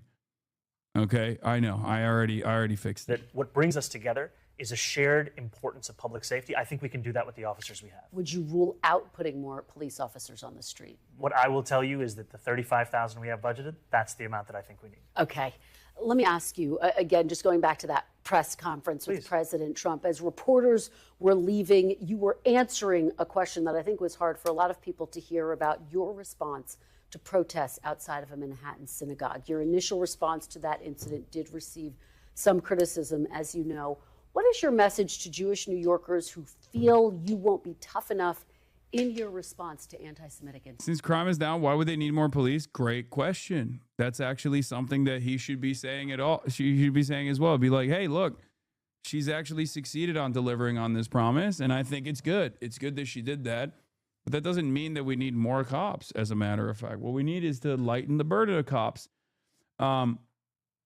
Michael Fusscourt, thank you for the 25 gifted. Open Presence, thank you for the 25 gifted. Hell yeah. That I'm looking forward to being the next mayor of New York City and fulfilling the commitment I've made to Jewish New Yorkers over the course of this campaign, which is a commitment to not only protect them across the five boroughs, but to celebrate and cherish them. And what that looks like is rooting out anti-Semitism. It looks like increasing funding for hate crime prevention programs by 800%. And it also looks like ensuring that we have NYPD protection outside of synagogues and temples, especially on the high holy days. And I want to just say, recently on Yom Kippur, there was a horrific anti-Semitic attack in Manchester. A rabbi in New York City reached out to me and said, could you ensure that there's additional police protection outside of the synagogue for today? I said, absolutely. And I also asked, what if that rabbi did not know the next mayor of New York City? We have to make it so that it doesn't matter who you know. It matters that you will get that safety and security because you're a New Yorker. That's the administration I'm going to put together. All right. I do want to talk a little bit Why about... is Tisch controversial? Billionaire dynastic family in New York. I mean, literally, the NYU Art School is named after her family. In the pocket of major developers, in the pocket of all of the fucking finance capital in the city. And on top of that, ultra-Zionist and a Trump supporter. Just like all of the bad things that you would not want in the person commanding the largest fucking army, the largest police force in the country. The police force is already going to be a major hurdle for Zoran and delivering his agenda. So, you know, she's just bad across the board. I think she is literally the worst part of Zoran's team so far, especially because he had every opportunity not to continue with her. And it probably would have been a clean break because it's totally valid for an incoming mayor to, because you're running against the outgoing mayor. Okay, you won against the outgoing mayor. That means you can also have every opportunity to say, yeah, I want a whole new team without much friction, a whole new team that actually A whole new team that actually abides by the promises that you made, that people voted for. You have the mandate for it, right? So if that's the case, when you have the mandate, it is the most opportune time to get rid of a potential enemy of your agenda without much friction, because it's like totally appropriate to do so. And instead, he basically defended her. Did she really reduce crime and corruption? I mean, crime rates are down. Violent crime rates are down. That is true. But that also holds against, that's consistent against national patterns as well. The future of the Democratic Party. A number of Republicans are casting you as the face of the Democratic Party. Mr. Mayor-elect, I wonder, do you think that Democratic socialists can win across the country in battlegrounds? Is it fair to call Zoran's mandate a mandate if 75% of New Yorkers didn't vote at all for a mayor? Considering that it was a heavily contested race with a former dynastic name in New York politics and Zoran still was able to achieve above 50%? Yes, absolutely. It's beyond a shadow of doubt that it is, yes, a mandate. And anyone who tries to act like it's not is fucking coping. Okay? Record turnout. He defeats not only the Republican, but also the other Democrat in the race, who still got a tremendous amount of votes. It is absolutely ridiculous. Yeah. Can you really call it a mandate just because it was the highest turnout in New York City electoral history in the last 80 years? Pepega asked question. Yeah, it's a stupid question. But it's one that the media has been pushing over and over again. So, of course, you're going to have people also repeating that silly line without really reading too much into it or without thinking about it at all is normal. That is the reason why the media actually fucking hits that line. He was an independent, get it together. Okay, dude. Come on. Come on now. Yeah. States, for example. I think a focus on the importance of dignity for working people. Can you guys, something that can you appeals to stop people sending me across this? I country. know. I will not It's your venture own into the tweet. world of I know. I saw it. National politics and punditry, but what I will tell you is that in New York City, we saw so many of the same dynamics we'd seen elsewhere. We'd seen a shift towards the right. We'd seen obituaries being I'm written glad you got a banger tweet off, though, Chatter. Good tweet. about the Democratic Party's ability to speak to young people, to speak to Asian voters, speak especially to young men. And I actually shared this with the president, that the very constituencies that he had won over, that were a critical part of his increased vote share in New York City, were the ones that we then looked at as who we should focus on to bring back into the party. And I think that when you speak to those constituencies with the same respect you'd speak to any other, you will see that they will then engage in the process. We saw an increase in voter turnout amongst 18 to 29-year-olds by more than 300%. And that's because we spoke to them as New Yorkers who are facing an affordability crisis, not as young people we have to finger wag to participate in democracy. Two more quick questions. If Democrats win the midterms, do you want to see Leader Jeffries become the Speaker of the House? Yes. Okay. That was a firm, quick answer. Boo. Boo. This is, that's an L, okay? Big L for Lauron as opposed to Zoran, if you know what I'm saying. It's just, nah. I don't know what kind of fucking wheeling and dealing happened behind closed doors, but this is inappropriate. Win the midterms. Straight up. Especially because like fucking Hakeem Jeffries is going to be an enemy of everything that he presents. Okay? Everything he wants to do with his agenda, Hakeem Jeffries is antagonistic to. It also kind of makes him look insincere on a lot of this shit. Okay? Hakeem Jeffries is by normies known as AIPAC Shakur, okay, especially in New York. Sure, he's very popular in his own district, but nationally, he is unimaginably unpopular. Right now, you're talking to Meet the Press. There is absolutely zero reason to try and defend Hakeem Jeffries. Yeah, damn, sometimes it's your own digital footprint. Exactly. This looks insincere, looks flip-floppy. After at least 2,251 passengers were killed over the course of July 2014, Hakeem Jeffries got on stage at a rally in New York City and paraphrased George Wallace. Israel today, Israel tomorrow, Israel forever. If Jeffries is considered a progressive, the term has lost all of its meaning. This take, there's exactly zero value in Zoran's agenda as mayor and answering any other way. Well handled. I disagree vehemently. Hakeem Jeffries did not do shit for Zoran pre-election. I don't know why Zoran is sticking his neck out for him. New York politics. I think he thinks that he absolutely needs to fucking play ball with the nationally relevant establishment Democrats. Otherwise, you won't get any of his agenda across. And it's going to be a real surprise Pikachu moment when he actually doesn't get any of his fucking agenda across, because none of those guys give a shit about playing ball with Zoran in return for him playing ball with them. I don't know why he's doing this. I think this is a major mistake. It is a fucking major mistake. It's a ginormous mistake. These guys are unimaginably antagonistic to everything he represents. I don't know what they're saying behind closed doors, but it does not matter. I know what they do in public. Okay? I know what they have done. What? Asking Hassan for tone tips is insane. What's he supposed to say? Maybe, but let him try to Riz Jeffries? No. Absolutely not. Absolutely not. Come on, man. Hakeem Jeffries has done nothing. He's done less than even Nancy Pelosi did in terms of offering like decent committee positions to the progressive wing of the party, keeping that caucus together. No shot. Hakeem Jeffries is as pro-Israel as like the average Republican. It's fucking ridiculous. Why is rizzing Trump okay but not Jeffries? Because Donald Trump is the fucking president of the United States of America. Okay? Hakeem Jeffries is a nationally unpopular leader of the Democratic Party that has more power to basically excise the left flank. Donald Trump is the president and he's a Republican.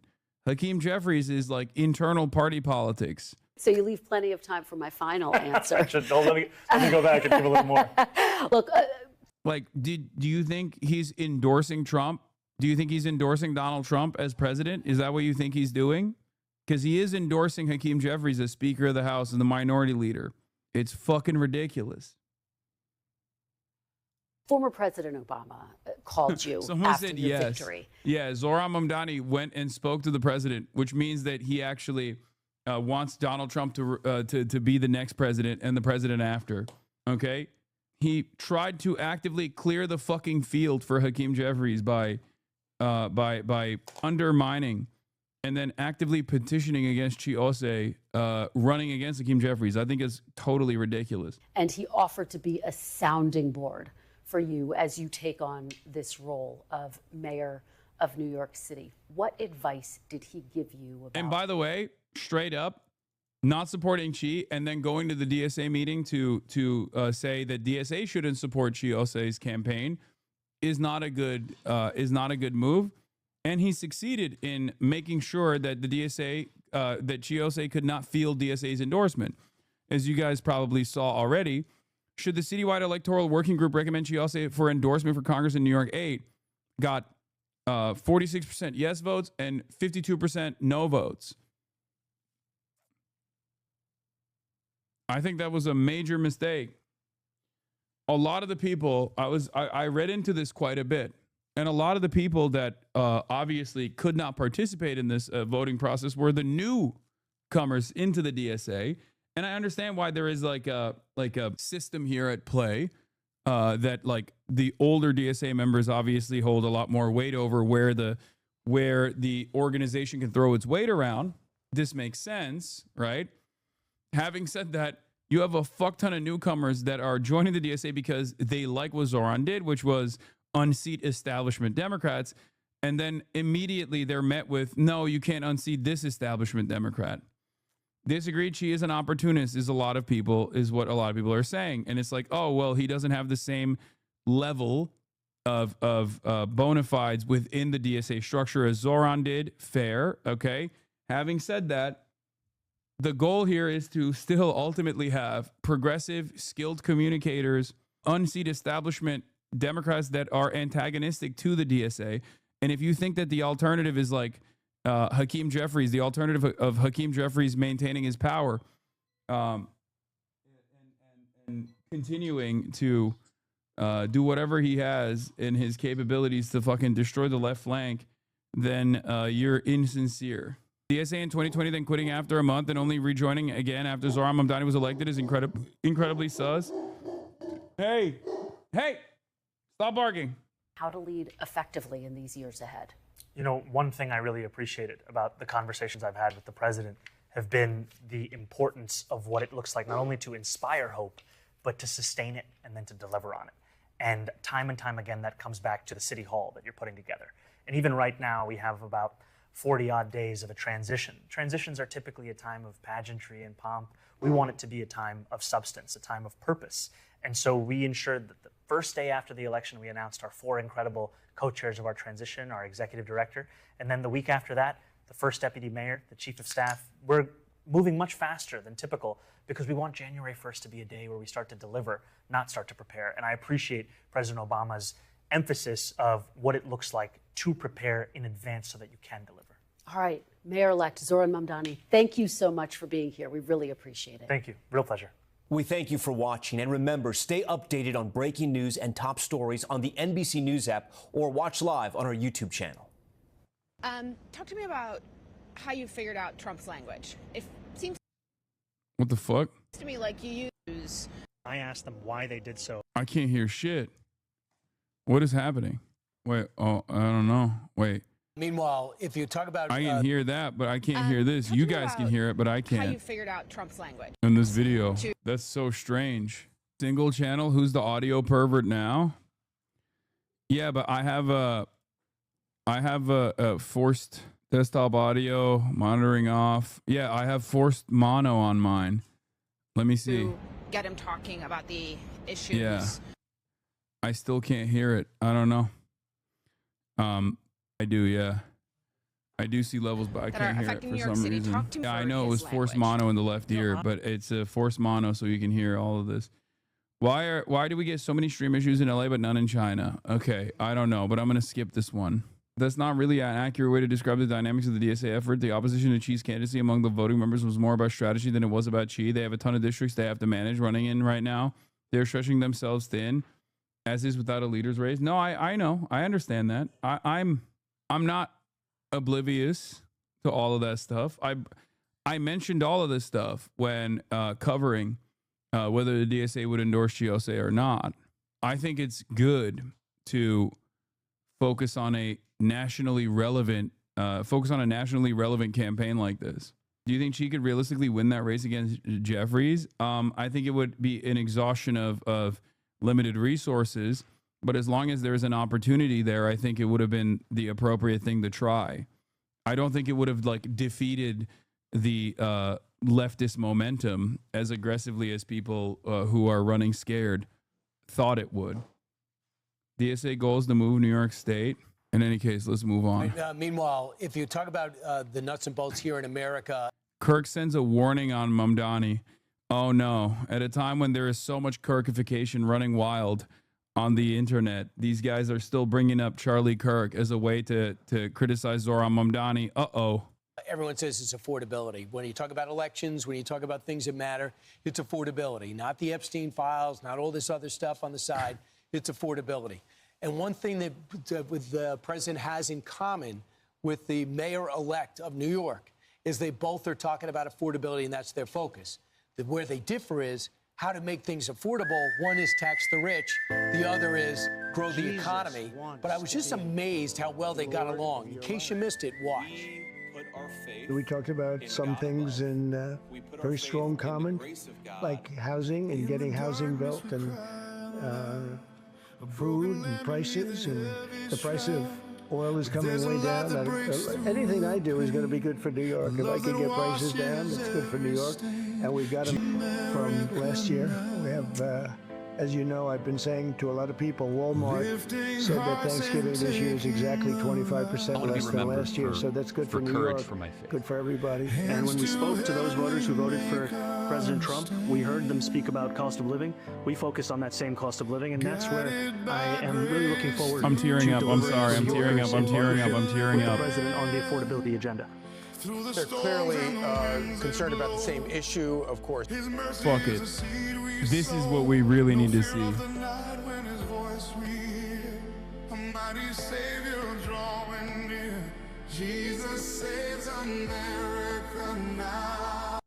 Thank you. God bless you, and God bless the United States. How Thank did you, Xi everybody. Jinping's cum taste? That's so awesome. Keep coping, chatter. Oh, you meant to skip on the... Okay. A voice in the storm, a man of conviction, a heart reborn. He spoke the truth when the cost was high. He lived for Jesus, unafraid to die. We are Charlie, we carry the flame. We fight for the gospel, we'll honor his name.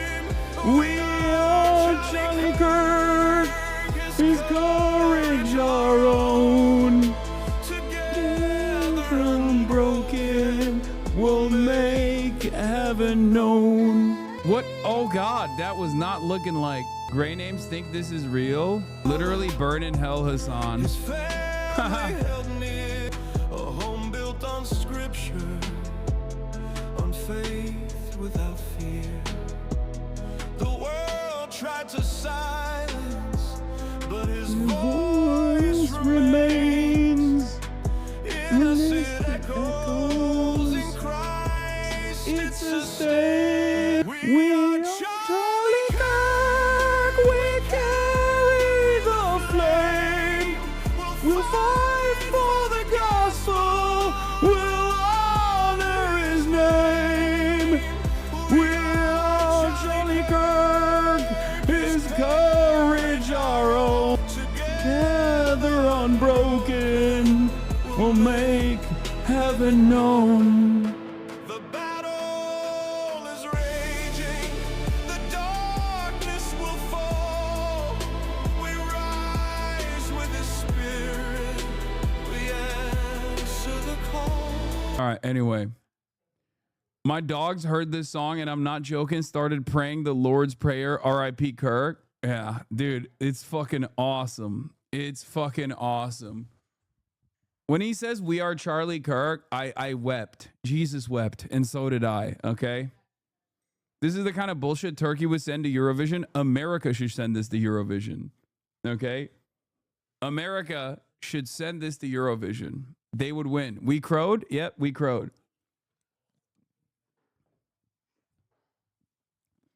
If my Nana believed this real, we would go out and have a hunting accident within the hour. That's crazy.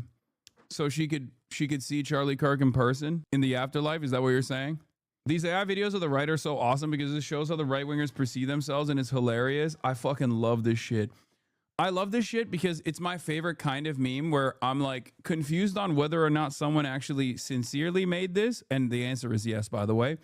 But it's so bad that it literally could have been made by someone who is a hater. You know what I mean? Like it's so incredibly broken that I can totally see someone who is a fucking hater making that. And yet it is actually made sincerely. Like someone made that AI slop because they were, this is a hater meme? No, I don't think it's a hater meme. No, it's not a hater meme. No, someone actually AI generated this thinking it was actually, someone sincerely AI generated this thinking it was actually good for Charlie Kirk. Like that's what's so beautiful about it. It is those kinds of memes that are the best. The ones that someone makes because they thought that this was like sincerely make Charlie like honor his legacy, honor his memory. I fucking love that shit, dude. It's extremely my shit. Diametrically opposed. All right, let's keep when it going. comes to how they want to address this, so it'll be very interesting to see how they go forward. But I thought it was interesting that Zoran Mamdani does acknowledge the fact that obviously President Trump, this is a city whose skyline President Trump has helped build. And he's vilified him in the past, says he's the problem. We want to stop Trump from growing. Viciously vilified him. But they seem to, but Mamdani believes that they've found a common ground because they both love New York. Go to 110. Hey, folks, today I was looking forward to having the meeting with the president to speak about the needs of the 8.5 million people who call the same city we love home, and to speak, frankly, about the affordability crisis that is pushing so many of them out of those 5 boroughs. And I found in the meeting that I had with the president a productive one, and a meeting that came back again and again to the central themes of the campaign that we ran: the cost of housing, cost of childcare, the cost of groceries, the cost of utilities. And it showed that this is an opportunity to now start to deliver so that people can do more than just aspire to struggle in New York City, but actually to be able to live there. And he said he still believes Donald Trump is a fascist. Donald Trump, during the election, called him a 100% communist lunatic. And Mamdani said they were not shy about talking about their disagreements. Yeah, $8 billion, right now, this is what he's inheriting. $8 billion deficit from Eric Adams. He wants free buses, $1 billion, free childcare, $6 billion, housing plans, tens of billions of dollars, freezing rent and doing all these other things. So even if he gets his tax increases, nothing's affordable. And when you tax people, you don't grow the economy. But I guess he's got to find out for himself. And, of course, Mamdani is inheriting a city and all the problems from a long line of Democrats and Democrat policies. But, of course, Mamdani and socialists are not the only ones who have been addressing this issue of affordability. President Trump has been talking about it. And, of course, the late Charlie Kirk was one of the most visible and eloquent people talking about this issue and talking about the importance of getting younger people purchased into the economy so that they start to value the importance of not only America, but also free markets. This is what he said on Fox and Friends back in July. How do we get more young people under the age of 35 to have equity in the system? Yes. Not the Democrat version of equity where they want to have redistribution, but actually, are they paying a mortgage? Do they own stuff? Or are they... I love when the exceptionally pro-capitalist right have to lean into like solving the affordability crisis, and they just have to use like blanket terms such as this one. It's just, bro, people need houses. That's it. Okay? People need fucking houses, man. They need housing. Like, Kirkification gone wrong. Is this AI? I love that so many of you have not seen Charlie Kirk's face in real time in such a long time that you just assume this is a Kirkified moment of someone else with Charlie Kirk's face slapped on it. It is crazy. It is crazy that that is the case, okay? Permanent renters. A permanent renting class in this country is the prerequisite, is the leading ingredient for radical politics that nobody wants to see. We need to reinvent. Except for the permanent renters who want this system to change. Kirkpatrick Shakur, okay, chill. The ownership economy, and then all of a sudden, when you own stuff, you're less likely to burn down a Wendy's and vote for candidates like Zohran Mamdani. And thank God there are still miles and miles of video of Charlie. Ain't no way they revived him. Yeah, they did. He actually, yeah, Tim Pool was right. He did recover, turns out. I mean, this in and of itself is the same principle behind like even a threat of unionization causes the capital owners and the bosses to increase wages. This is basically that. The threat of a Zohran Mamdani victory is already causing Fox News to reflect on a non-Kirkified Charlie Kirk and his past statements about how if you don't want the people to riot, you got to give them shit. You know? What are you doing? Hello. Hello. Hello. Do you still stream on Bilibili, or was that just in China? I haven't decided how I'm going to continue streaming on Bilibili. I would probably do a dual cast eventually, but we'll figure it out. I have... Oh, yeah, you are Charlie Kirk. We are all Charlie Kirk, including Kaya. She's carrying the flame. Okay? Do you sing the gospel? Do you sing the gospel, Kaya? Well, look who's Chinese now. My book, Extremely Online, is now available in Chinese. Oh, hell yeah.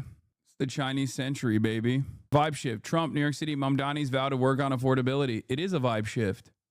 Also, this is pretty funny as well. Literally burn in hell, Hassan. That's awesome. I love that this photo actually confused a lot of people. They genuinely, from afar, thought that this was like me actually meeting Xi Jinping. Like I saw a bunch of people posting about this on Instagram. Yeah, of course it's a wax figurine, dude. What are you talking about? It was a Madame Tussauds. No, I didn't actually fucking link up with the president. That's crazy that people genuinely think that. You also met Elvis, right? Yeah, I met Mao Zedong and also Deng Xiaoping as well. I will say my head looks so tiny in this. I mean, it's crazy. Even what people think Access is like, dude. It's also fun. Crazy because there are a bunch of people who like legitimately thought, even friends I talked to, thought that like this was a Chinese government backed trip that we did, which is pretty funny because no, it was not a Chinese government backed trip that we did. It actually burned massive holes in our fucking wallets. Okay. Someone even called in on Majority Report thinking it was a paid CCP trip. I wish it was. Okay. Next time, inshallah, it will be a CCP paid trip, hopefully. But no, I do not have that level of emotion. Buckets and buckets. Are you going to cover Hassan's trigonometry episode or his paid CCP trip? No, don't care. I mean, y'all were glazing China, not just you. Yeah. One should consider why. Did they think this was CCP sponsored? Hi, I'm at the muscle bar. Yes. This was sponsored by the CCP. Didn't you basically get a free China trip with the money you won? No, I won $4,000. That doesn't even cover a fraction of the cost. If I had put all of the money on Mabubu winning, it still would not have covered. It would have covered like not even half of the fucking cost overall. We were like 9 people, dude. What do you mean? It would cover like a fraction of the ticket, the flight. Yeah. What was the most expensive thing about the trip? I mean, did you pay for all your friends? We paid for no, not. I mean, when I say we, I mean like we paid for most of it.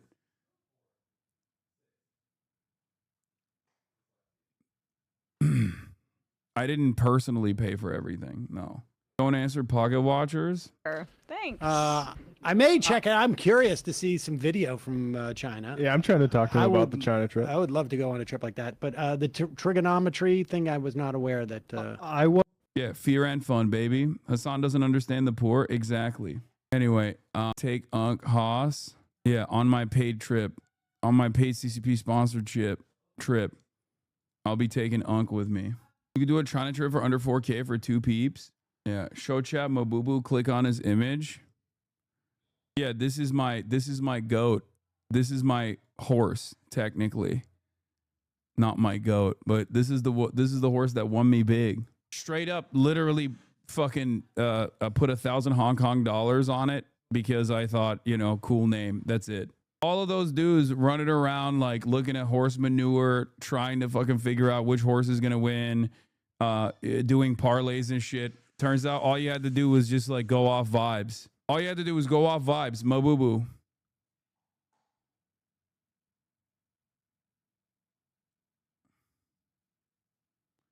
Chat is literally 12 and doesn't understand the cost of an international streaming broadcast with an entire team. Yeah, like we had tourists, we had guides in every city, we had hotel rooms, we had fucking security, we had cars, we had to do all of that shit. Yeah, it was like a band touring basically. But the reason why Will and Austin was also glazing China was because they liked what they experienced, not because they weren't glazing China because they were paid by the government to do so. They literally were iffy on the trip from the start. And then once they actually experienced it, they were like, this is fucking awesome. Hassan Pike delegation, baby. Kirk saying these things because there was no greater, more clarion voice than his on it. So right now, the majority of the American people say costs of goods are up. 85% say groceries are up. 78% utilities are up. 67% say healthcare is up. And 66% say housing is up. So even if the prices are marginally down, people aren't feeling it. The other thing is 77% say the president should focus more on the economy. What I think the president has to do is explain to people that all these trade deals, all these international visits are about the economy. This is all about bringing money in. It's not to get enough. I don't know about that. Yeah, I'm not entirely convinced that all of these trips that he's doing across the globe are actually directly about bringing money back in. He says that that's the case, but I don't think that's the case. The Trump Tower. So the trade deals, things are coming back, manufacturing coming back. And I think what the Secretary of Treasury was saying over the weekend is, get ready for a big 2026. Because the minute you sign the deal, it doesn't mean you start building the factories. And I think so. A lot of these energy factories with these AI companies are really going to start going in soon. Yeah, we mentioned that President Trump called him a communist. Well, Mamdani was calling him a fascist. He was asked about that. Watch this exchange. I want to clarify your answer to Stephen Nelson. He asked about your comment calling the president a fascist, and your answer was, both President Trump and I have been clear about our positions and our views. Are you affirming that you think President Trump is a fascist? I've spoken about... That's okay, you can just say yes. Okay. It's easier. You can say it. It's easier than explaining it. Just to be very clear, do you think that President Trump is a fascist? And after President Trump said that, I said yes. And so you do? And that's something that I've said in the past. I say it today. And I think what I appreciated about the conversation that I had with the president was that we were not shy about the places of disagreement about the politics that has brought us to this moment. And we also wanted to focus on what it could look like to deliver on a shared analysis of an affordability crisis for New Yorkers. He didn't say yes, that Trump's a fascist. But it would have been interesting if Donald Trump gave him a chance to answer that question. He was trying to save him there for a second. Yeah. Why would he meet with a fascist? He goes, yes, of course I believe Donald Trump's. Why would he meet with? He doesn't believe he's a fascist. He acts like a tough guy to his socialist friends. But we'll see, because the president, you know what he did yesterday? Said, I'm going to hold off on putting in additional ICE, Border Patrol, and FBI into New York City, like he did in San Francisco. He's like, show me you can round people up. Problem is, he loves the sanctuary city policy, doesn't want to round up anyone, and he's not going to give ICE access to Rikers. Soon that's going to become apparent, and the president's going to have to make several things. They do both love the city, like you said, Charlie. And I think that if they can work together and maybe come to some common ground, maybe Donald Trump can use some of his policies to help sway Mamdani. But this is what Donald Trump likes to do. He likes to meet with the people that he doesn't necessarily agree with to try to come to some common ground. I did like that he said, just don't lie. Just go ahead and call me what you're going to call me. Say, if that's what you think about me, just say it. You can say it. I've been called worse than a despot. Yeah. Right. But the only thing I think the president's big picture is, I'm going to elevate the socialist wing of this party. I'm going to tell them how great they are. You know what the cause is? People like Hakeem Jeffries, Senator Schumer, Senator Gillibrand go, wait a second. We're trying to control that wing of the party. The president just elevated it and said, hey, you two fight it out. I'll watch. So I think it helps him in the midterms. And you know who's not? I'm Steve Doocy. I'm Brian Kilmeade. And I'm Ainsley Earhart. And click here to subscribe to the Fox News YouTube page to catch our hottest interviews and most compelling analysis. Before trying to assess the viability of a would-be peace deal today, counting the cost of war in Kharkiv last night. According to officials in Ukraine's second city, 4 people died as a result of these drone strikes, 13 injured, 8 homes, a school and power lines damaged. Earlier today on social media, Donald Trump dangled the possibility of a breakthrough on peace talks, but then added, don't believe it until you see it. And on that last point, at least, 67-year-old Alexander Voropev agrees. We don't believe in peace negotiations because while politicians sit at the negotiating table with a pen, we're hit by missiles and bombs. People die. A woman was killed today. Her remains were only just retrieved now. Today, Hassan's chair reacts always to the worst videos. I know, I'm sorry. I had to poop. I'll be radically honest with you guys. The one thing about the China situation, the one thing that is, not great about the China situation is that my poop schedule has changed. I poop fast, though. It was good. You beat the odds, the GOAT. Please be less radically honest. No, I have to be radically honest. I will always be radically honest. Did you wash hands? Yes, I did all of it. Don't be fucking ridiculous. Of course, you always have to wash your hands after pooping. That was one of the better things about China as well, which is that I didn't have to fucking worry about bidets. They got bidets everywhere in all the hotels. This is why people think you're annoying and block you. Okay, well, sorry. Anyway, claims on big progress on ending the Russia-Ukraine war. Let's take a look. Addressing the Swedish Parliament, Vladimir Zelensky acknowledged some progress in talks over the weekend in Geneva, but his key message, Ukrainian sovereignty, is non-negotiable. There is a lot of noise in the media, a lot of political pressure, and even greater responsibility for the decisions ahead. Putin wants legal recognition for what he has stolen, to break the principle of territorial integrity and sovereignty. And that's the main problem. EU leaders, blindsided by the surprise US peace plan last week, are now asserting themselves. The meeting in Angola today walking that tightrope between not raining on Trump's diplomatic parade, but also holding the line on Ukraine. Ukraine's territory and sovereignty must be respected. Sovereignty. Only Ukraine, as a sovereign country, can make decisions regarding its armed forces. The choice of their destiny is in their own hands.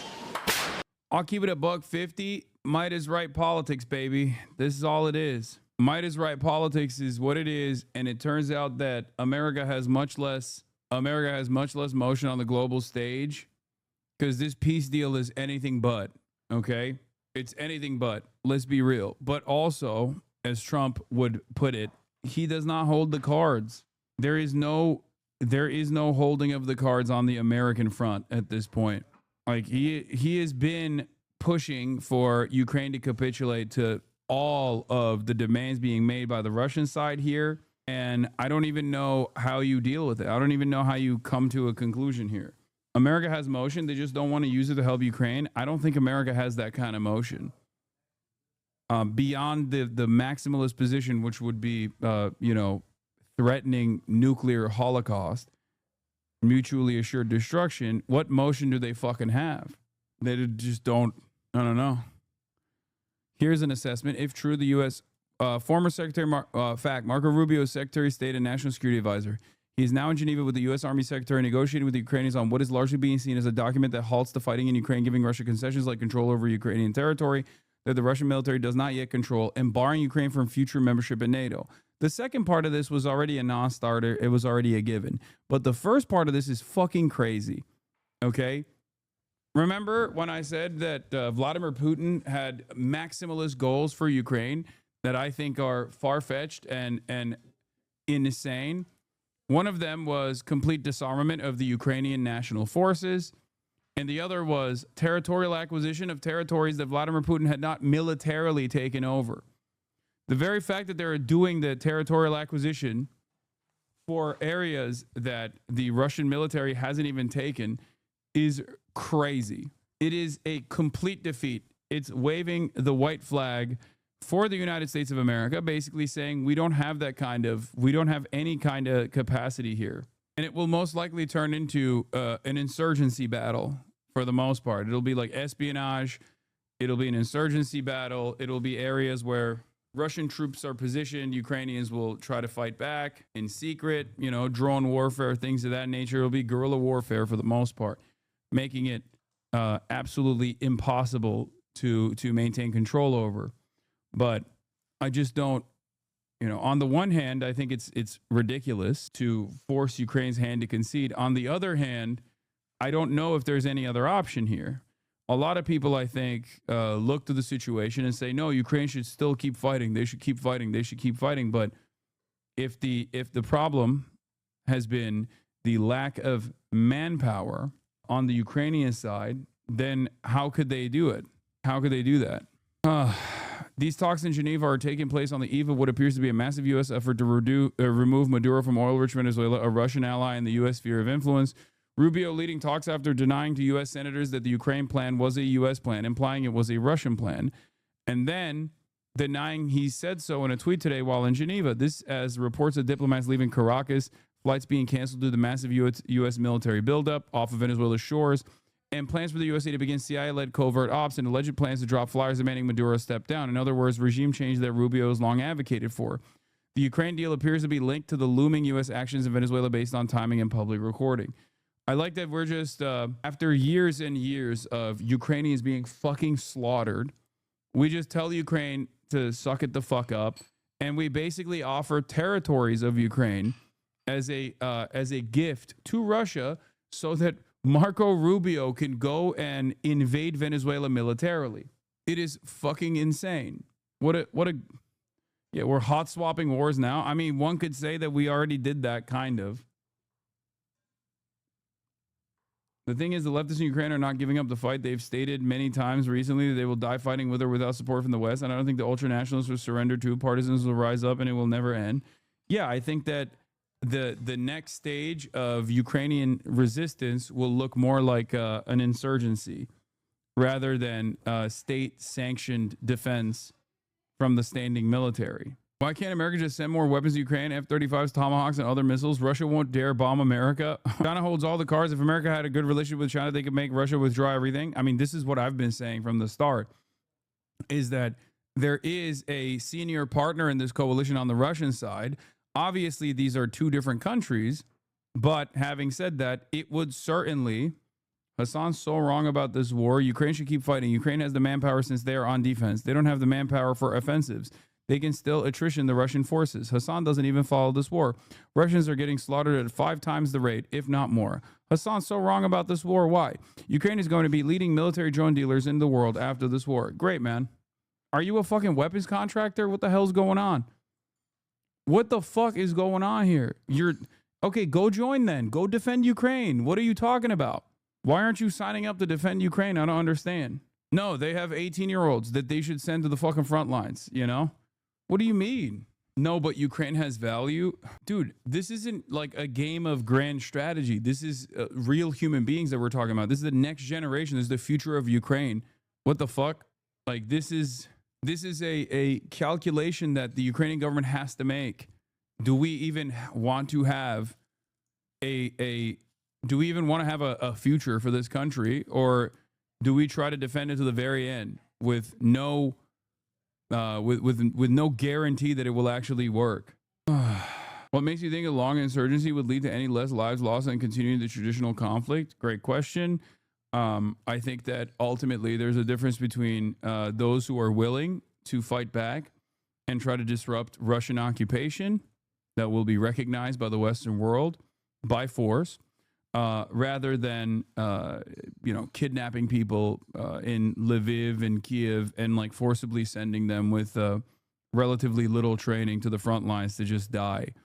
At which point there will be people that are still advancing the interests of what remains of Ukraine as the next generation of Ukrainians, as opposed to people being shipped off into the fucking front lines. Is the way it currently works. Thousands of splinter factions and paramilitary groups vying for control over black markets and fighting in skirmishes across Eastern Europe. They'll never run out of weapons or resources because of the incalculable amount of weapons that we sent over there with no oversight or regulation. Yeah, yes, that too. I do think that the appropriate measure here would have been to try and bring China to the table and then get, offer some positive cooperative agreements to China, to get China to also get Russia to scale back without additional territorial acquisition. And before people say, oh, China doesn't have that kind of power, it absolutely does have that kind of power. It is a global superpower. It is probably the most powerful country on the planet, at least in terms of its manufacturing capabilities. The idea that China has no say in this process is just something that the Chinese government says. They absolutely do have a say in this process. And I don't think it's bad to bring them to the negotiating table as well. Of course, China itself doesn't publicly say it has any interest to do so, which is why I'm saying you have to sweeten the deal for China. Do you understand? China will strategically posture and say, oh, Russia is a totally separate country. What do you mean? And it's true. There is truth to that. Russia is autonomous. It's a sovereign nation. It's its own country. It has its own ambitions. But having said that, Russia is not a magical, mystical nation that is completely removed from global trade. They still have contracts. They still have allegiances. And European leaders have said they will look towards the East after Russia. Why would China want to help the West? I think it also helps China's global standing as a force for good in general, as a force for like a more manageable ceasefire negotiation that doesn't actually directly destroy what remains of Ukrainian sovereignty ambitions. Anyway. The initial US plan last week spoke about Ukraine reducing the size of its army and relinquishing its claim on the 20% of the country Russia has occupied. But the Europeans have a counter-proposal now on the table. It's reported that the European version rejects the idea of restricting NATO enlargement, for example. The language around security guarantees for Ukraine is more robust, and it allows a significantly larger Ukrainian army than the US version from earlier in the week. It's been a dizzying 7 days of diplomacy. The original 28-point peace plan was leaked last week, drafted in Miami by Steve Witkoff and Jared Kushner in conversation with Putin ally Kirill Dmitriev. It was basically a Russian wish list, enough sticking points for Ukraine. Russia has lost far more troops in insurgencies, the best hope Russia can achieve. Dude, Russia is also a much larger country. I know, but it's also a much larger country. And seemingly, they don't give a fuck about sending people into the front lines, into the meat grinder. Okay? That's just how Russia has historically waged war too. Not to get all spiritual with this, but like obviously they have people to fucking spare, it seems. Ukraine might as well have been drafted on flypaper. A US Army delegation arrived in Kyiv on the 19th of November to discuss the plan with Zelensky. Donald Trump tells Fox News that Thanksgiving Day this Thursday would be a good time for the Ukrainians to accept the deadline. Why would China want the conflict to stop? They're getting cheap oil previously going to Germany. Great question. That's why I said you need to give them broad recognition, a complete recognition of multipolarity, broad, like relief in terms of all of the trade talks and whatnot. There's a lot that America could offer to China to get China to play ball against their best interests right now, you know? Then the pushback. It's not like China didn't have a peace plan for Ukraine. They did. They co-authored a plan with Brazil, which Ukraine immediately fucking rejected. And the Western powers immediately rejected. And that peace plan, unironically, looks a lot better than what the fuck the Trump administration is selling right now. They're not even selling it. They're just forcing Ukraine to adopt this as a peace plan, what is not a peace plan at all. It's just like give Russia territories that they want that they haven't even personally, militarily acquired. Talks began in Geneva involving the US, Ukraine, and European. Read the peace plan. It does not offer back Crimea or NATO membership. Yeah, that part that's done anyway. I'm not talking about that. I'm not that part was already a given. Anyone that is even a little bit aware of what's going on understands that was already done. Okay. Many people have yelled at me over both of those points over and over again, saying that I'm fucking pro-Russia, saying that I'm a Putinist and I'm dick riding Dugin, I'm a Russian imperialist or whatever the fuck. It's just, no, that was not even a part of the negotiation for serious people. But what is actually new, or what is a Russian demand here, is the complete territorial acquisition of areas that Russia even hasn't occupied militarily. That's fucking ridiculous. Okay? That is ridiculous. Or a demand for disarmament across the board. Like that is completely ridiculous. Right? That stuff is crazy. Partners. On the US side, Marco Rubio, the Secretary of State, becomes much more involved. Which brings us to today's diplomatic tug-of-war between the US and European proposal. In the last few hours, the Kremlin spokesperson said Moscow hadn't yet received anything official by way of a counter-proposal. When they do, as things stand, the world... Can you explain the NATO point? I don't understand why it's a given. That was a major red line for Russia from the start, and European allies already were aware of this red line, and European allies already were saying, no, Ukraine is never going to be a part of NATO. They lied in public over and over again, but they also openly stated that was not going to happen anyway, that was a non-starter anyway. From the start, it wasn't even like a question. The NATO, like joining NATO for Ukraine was never going to happen, and all of the European allies knew that it was never going to happen. They sometimes said it truthfully, but it's the same reason why they didn't send NATO forces into Ukraine to defend Ukraine. One must ask the question, why? It's not like the Ukrainian population wouldn't have been better served if NATO was actually protecting them. Why the fuck didn't they do that? Why didn't they set up a no-flight zone over Ukrainian airfield, Ukrainian airspace? One must ask the question why that didn't happen either. Would that not have been very helpful for Ukrainians? Would that not have saved their lives? No, not because it's not NATO. Okay, it's because that would have meant mutually assured destruction. A nuclear armed state, or a bunch of different states that are under the nuclear umbrella of the United States of America and even France and numerous other countries, going to war directly with another nuclear armed nation, a nuclear armed foreign adversary, the Russian government, the Russian military. That does not happen. Russia apparently is going to run out of missiles and munitions any day now. The Westoids coping about this have only been wrong for the past 3 years straight. I'm sure they'll get it right eventually. Exactly. The best possible no-fly zone is a fake term. No, it just means that you establish air superiority by knocking out any Russian planes that end up flying in this no-fly zone with Western planes and Western air defense systems. And that would mean direct war, because Ukraine obviously does not have the capabilities of establishing a no-fly zone over Ukraine. So it would have required American weapons and American soldiers. This was a demand being made by the Ukrainians. It was a demand being made by the Ukrainian government. It was a demand being made by Zelensky. It was a non-starter, and there's a reason why it was a non-starter, and that is because it would have just been nuclear armed nations going to war with one another. Mutually assured destruction. Anyway, the Zoran interview came out as well, but we're going to keep covering this. It may not be much closer to a ceasefire than we were this time last week. Warwick O'Brien there, where we can speak now to the former Danish Prime Minister and former Secretary General of NATO, Anders Fogh Rasmussen. Thanks very much for joining us. I mean, how alarming was it to see a plan which looks like it was largely formulated by Russia, adopted by the US and foisted on Ukraine? It was indeed very alarming. It's important to understand the 28-point plan is not a peace plan. It is a capitulation document.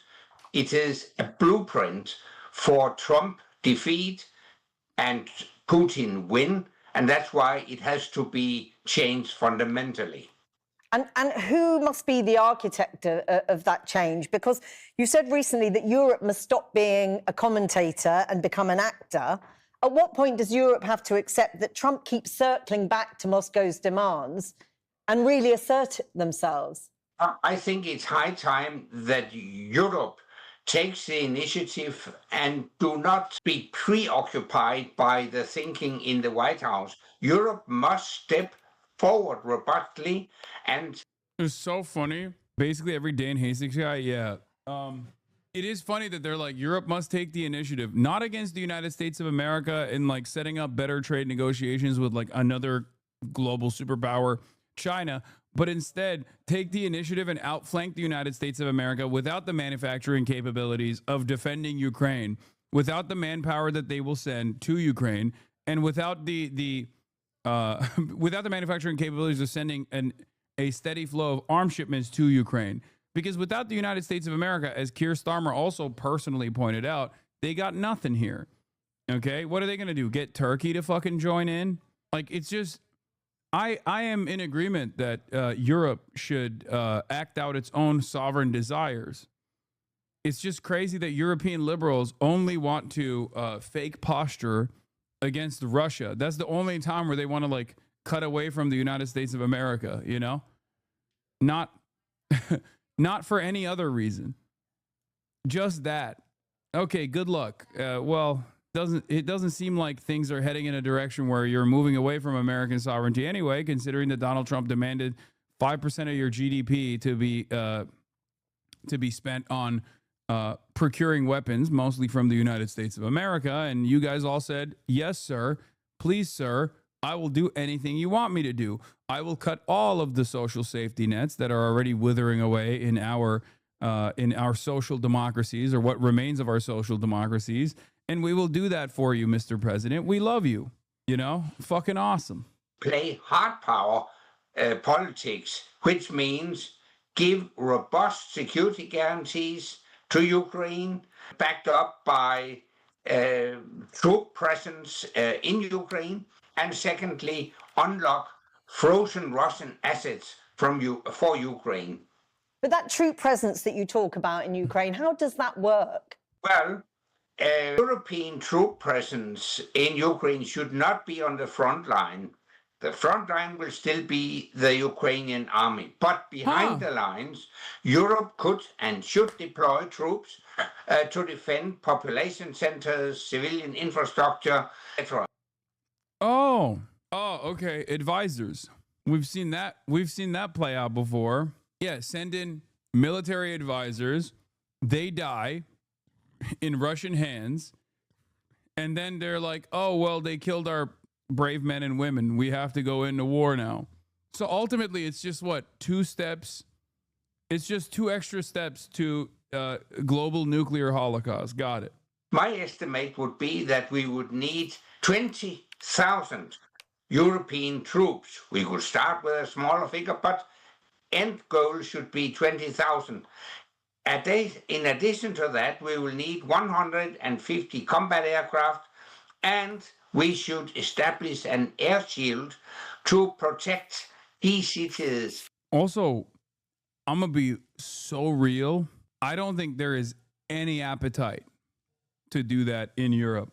Like, sure, Europeans are terrified of Russian incursion. Okay, but it's like that meme. It's like, who wants to defend Ukraine, or who thinks Ukraine has a right to defend itself? Everybody raises their hands. Who will go out there and hold up arms to do that? Nobody raises their fucking hands. That's what it is. Who's going to do that? How are you going to get 20,000 troops amassed from different European nations to go out there and put their lives on the line? That is political suicide. These guys seemingly don't understand. It kind of feels like they want every country to be run by the most aggressive fascists you've ever seen. Like old school fascists that make Mussolini blush. Because that's what you're going to get. Unprecedented affordability crisis, and a right flank that is growing in support, that keeps consistently moving the conversation, shifting the conversation and the attention back to like refugees coming in. And then you look like you're, you look like you just, instead of addressing any of those issues, you're like, oh, here's what we should do. Bring our next generation into Ukraine to fight against the Russian invasion, to defend Ukraine. I don't see that playing well for European liberals at all. Okay. And then all of those right-wing fascist parties will basically run on a openly pro-Russia flank, which they haven't really fully done. They've been like, inconsistent on their position because like obviously fascism, at least in the past during the Cold War, was brought back into, was offered a lifeline by NATO. So in its history, European fascism post-World War II absolutely was a NATO invention.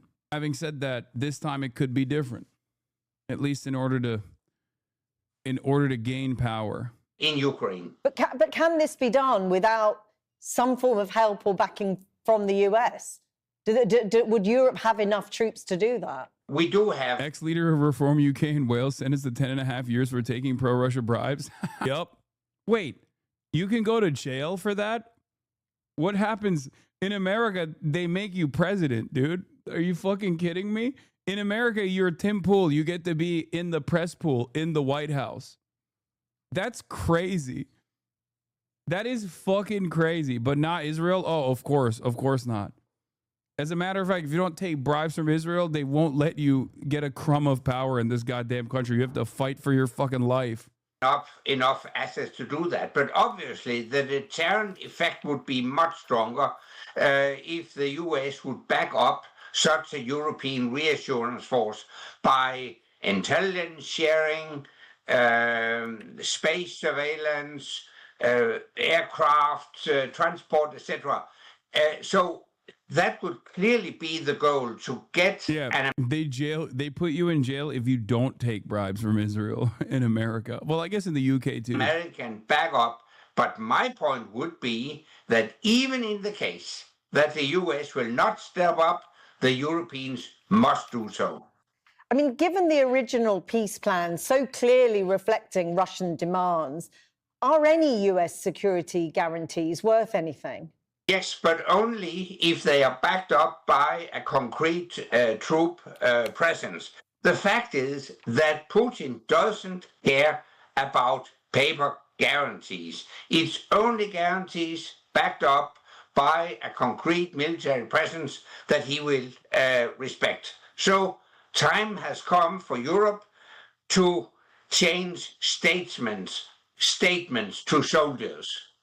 I mean, you've been talking about that for quite a while. Do you see any... Okay, I'm Let's skipping bring in the our rest of defence this and guy. security analyst, Professor Michael Clark. So Michael, getting back to the nuts and bolts of what has been proposed, what we know has been proposed, a key thing is obviously going to be land.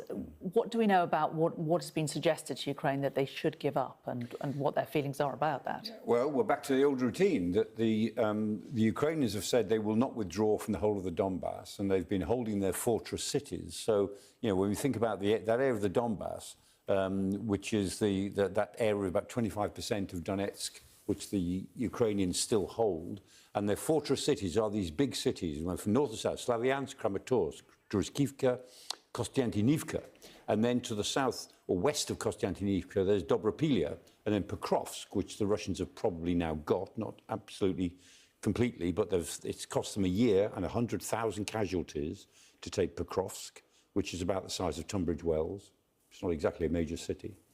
So we're talking about the fortress cities, and the Russians would... We had the same kind of hesitancy, the same lines of thought just 80 years ago in the era of appeasement prior to the Second World War. The Great War was supposed to be the last, but here we are. Yeah, except there is something different, don't you think? And that is nuclear arms. Like pre-nuclear war versus post-nuclear arms is entirely different. It's an entirely different equation. That's why every single war post-World War II amongst nuclear superpowers has been proxy wars. One nuclear superpower invading a country without nukes and the other country actually offering military aid and logistical support, as opposed to direct conflict. That's why the Cold War was a Cold War and not a hot war. That's it. That's the whole point. That is the entire reason why the pre-World War II statements on this stuff doesn't work in a post-nuclear world. Like, otherwise, why do you think America didn't fucking implement a no-fly zone?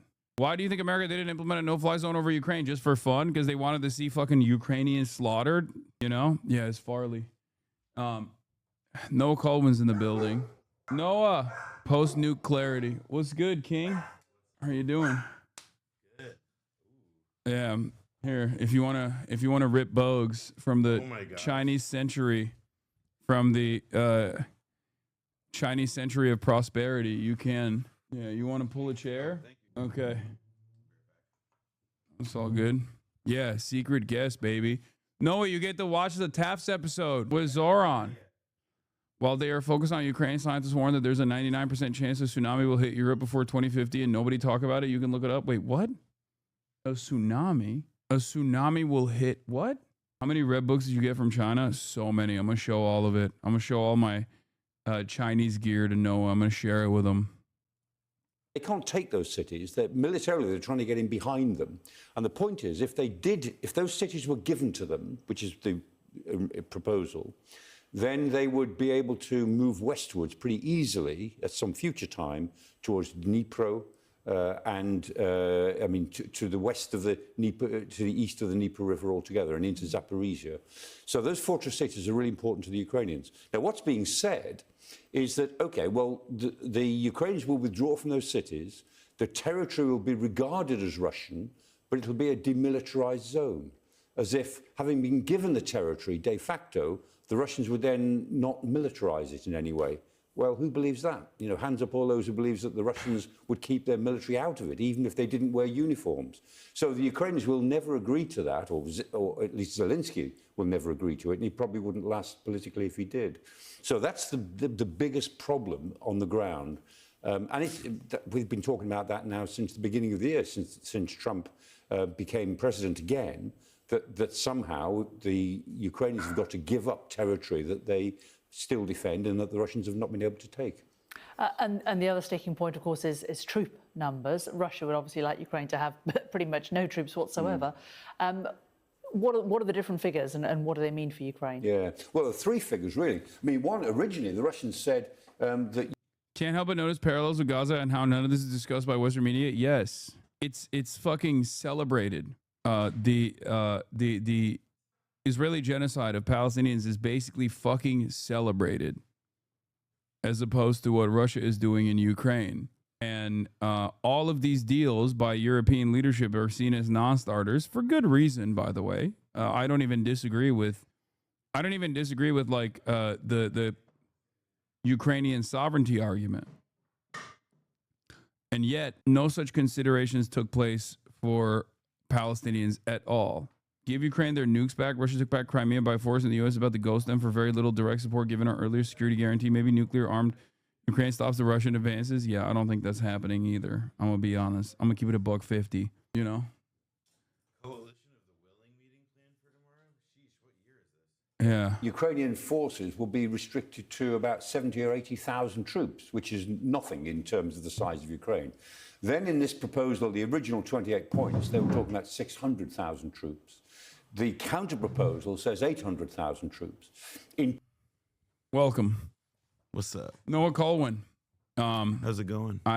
You're here visiting at a very Chinese time in my life. And you know, I am going to apologize ahead of time for flexing on you with all the Chinese artifacts I have. I mean, I'll have to take it. Yeah. You just have to sit there, but you can keep these. I have a bunch of other ones, but this is Chonghua. My friend Sammy brought me back Nanjing, so I've got a collection going, so this will be good. They're fucking so sick. If I still smoke cigarettes, I would do a taste test of all of the different Chinese cigarettes. Someone gave, because like there is like a huge cigarette culture in China where they have yeah, we're gonna be watching Mamdani on TAFs. Don't worry, chatters.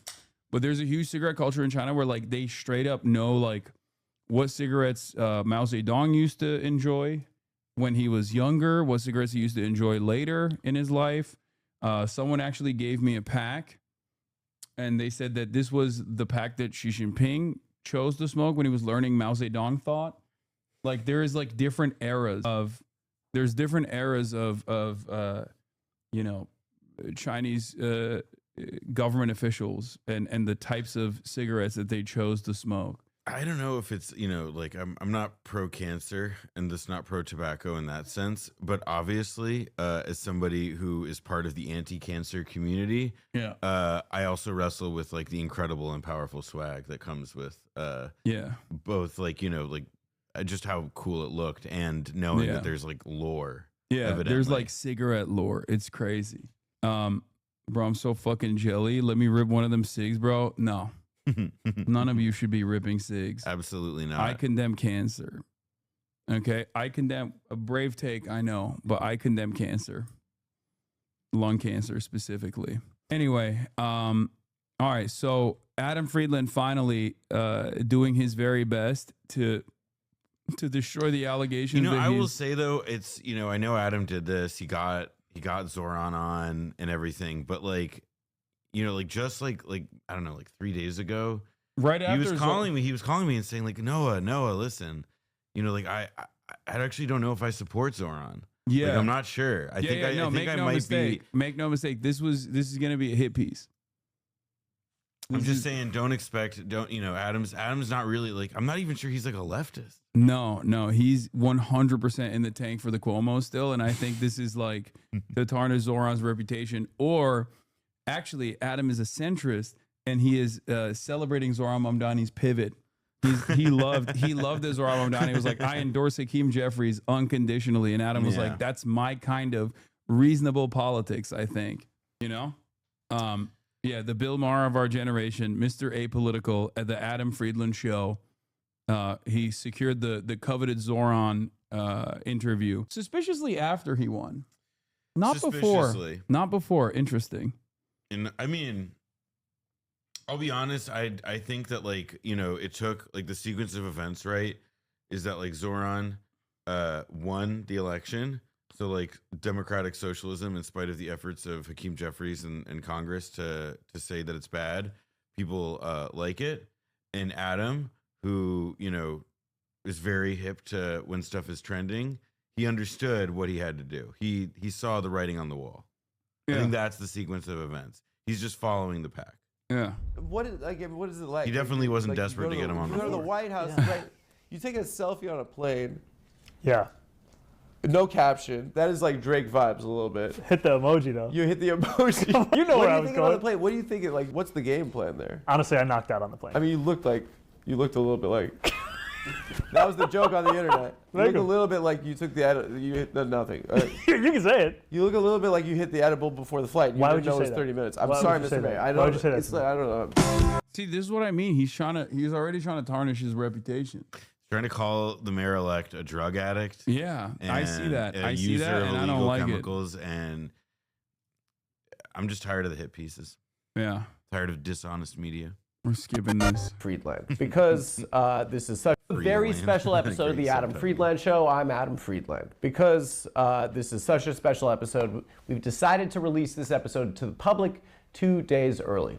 Additionally, we've got to give the boys some time off for Thanksgiving. I'm such a good guy, wow. Also, we don't want to leave our members and patrons hanging. So starting next week, we will be commencing a weekly members-only stream, State of the TAFs.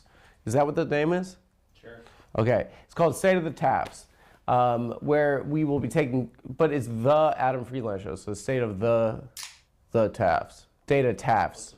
State of the State of the TAFs. State of the Adam Friedland Show. Okay, well, let's stick with State of the TAFs. Okay, so starting next week, we will be commencing with a weekly members-only stream. It's called State of the TAFs. Stream? Where we'll be taking questions for from you, members see? and patrons. So please, if you don't already, support Talking the Adam to on Sony. YouTube or Patreon. There's links coming in for the you. description. I know, I see that. You I'm guys threatened. are Who's the the ones next that Jon keep the Stewart? show going. Forget We that. are Who's the next proudly Hassan member-supported, He's kind of cooking like me. it's socialism vibes. My guest this week is Mayor-elect of New York City and former striker of the Bronx Science Wolverines, Zohran Mamdani. On Friday, my staff huddled around the office computer and we all watched the mayor-elect's historic press conference with President Donald Trump in the Oval Office. My 22-year-old employee, Zach, tapped me on the shoulder. His voice was quivering. A tear was rolling down his cheek. I remember it clearly. He said, "Dad, I mean Adam, the man on the screen, standing next to the President of the United States, will be here in 36 hours' time. But how do we get him off the computer and into the real world?" I smiled and looked at him and said, "If you can figure out how to do that, Zach, I'll give you $1 million fucking dollars." So please enjoy my conversation with Zohran Mamdani, everyone. I'd like to take a break from speaking with the mayor to tell you about Roe. It's crazy. Immediate hit with the ad. Ladies and gentlemen, Mayor-elect New York City, Zohran Mamdani, everyone. Elect. Congratulations. How you doing, man? How you doing? How you doing? Good. It's funny, like when I met you, we just talked about sports. I wasted your time like 4 days before an election. I just thought it was talking about great. I know. We talked about all of our collective pain. Yeah. The game's on right now. The North London Derby's on right now. 3-0, baby. You said you've been too busy. You've been too busy running for mayor to watch the games this Yeah. year. It And now has you're been making tough me in that too way. busy to watch. But like, we'll get an update if it's 4. Oh shit. This is unprofessional. I thought I gotta. Someone text me. Oh shit. You need to see this. Oh no, guys. Hi Zohran, how you doing, Ian? Right here. What? I just want to say a massive congratulations on what you've achieved. The real work starts now, but God willing, you can achieve everything that you have I love set you. out to achieve. Are you We're crying? gonna need some of that How did you do this? I winning pulled everything. energy that you've got, my friend, and get behind the boys. It's a long way to go. I'm gonna cry. You just have to stay calm, back Mikel and all the boys. Up the Gunners, baby. Take it easy and God Can a bless. my soccer friend. chatter explain what is this, like a Arsenal legend or something? Yeah. He's like Ian Wright. He's like one of their like all-time scorers. He's on the telly now. He couldn't get Thierry Henry. Was that a relevant reference? Yeah, Thierry Henry, Yeah. not Thierry, but yes. Thierry Henry, also Arsenal legend, also Gooner. See, I know my footy. I know my fucking footy. Can you say Spurs is the smallest club in London? I don't know what that means, but sure. I just got a text. Do this. My boy. Hi Zohran, how you doing? I'm just gonna watch it again. Yeah, just watch it. I just want to say a massive congratulations. I love this on what man. you've achieved. He's the best guy of all time. Have you seen the video where he is He meets reunited his with his teacher? Mr. Pigeon. I thought you was dead. thought you would. We have. Okay, here's the problem, guys. I don't want to expose you, but it's crazy. I mean, Ian, right. Okay. What a man. How did I do that? I really bothered. And I thought there was something wrong. I know. Yeah. Mr. President. I know where you were going. No, it's not a, no. How did you do that? I knew that it was going to be. I love him. I love him so much. He's the best guy of all time. You know his background story? He was like working in a factory, and then he's like, I'm going to try one more time. Arsenal fans are the most annoying. God damn, there's already Arsenal haters. These are like the stories I would read when I was 17 and on the B team of a travel team in New York City. What did you play? What position did you play? I played Bronx Science? I played up top. Up top? Yeah. You were 9?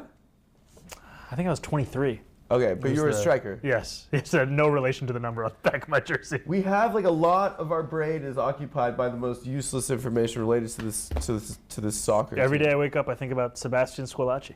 Oh my God. Pascal Sigan. I think about Marwan Shamak. Yeah, when I caught you like being a little bit of a politician, because I said that Ospina was giving me nightmares, and you're like, Jackson Heights is in the balance. Yeah, it's like, can you lay off my Columbia goalkeeper for a moment? I'm so confused by this The conversation. same You sports grew up conversation in the Upper everywhere. West Side. It's cute. New York City kid. Yep. Although it is Yes, like sir. really Yeah. funny Where did you whenever grow you like praise one sports team, right? Like Yeah, you're like, and then oh, you- like, you- then you develop immediately, enemies. Like every other, like if you're like, oh, LeBron's awesome, then like the fans of like 31 other teams show up in your Yeah. shit. Like, Yeah, no, oh, I'm this is- sorry.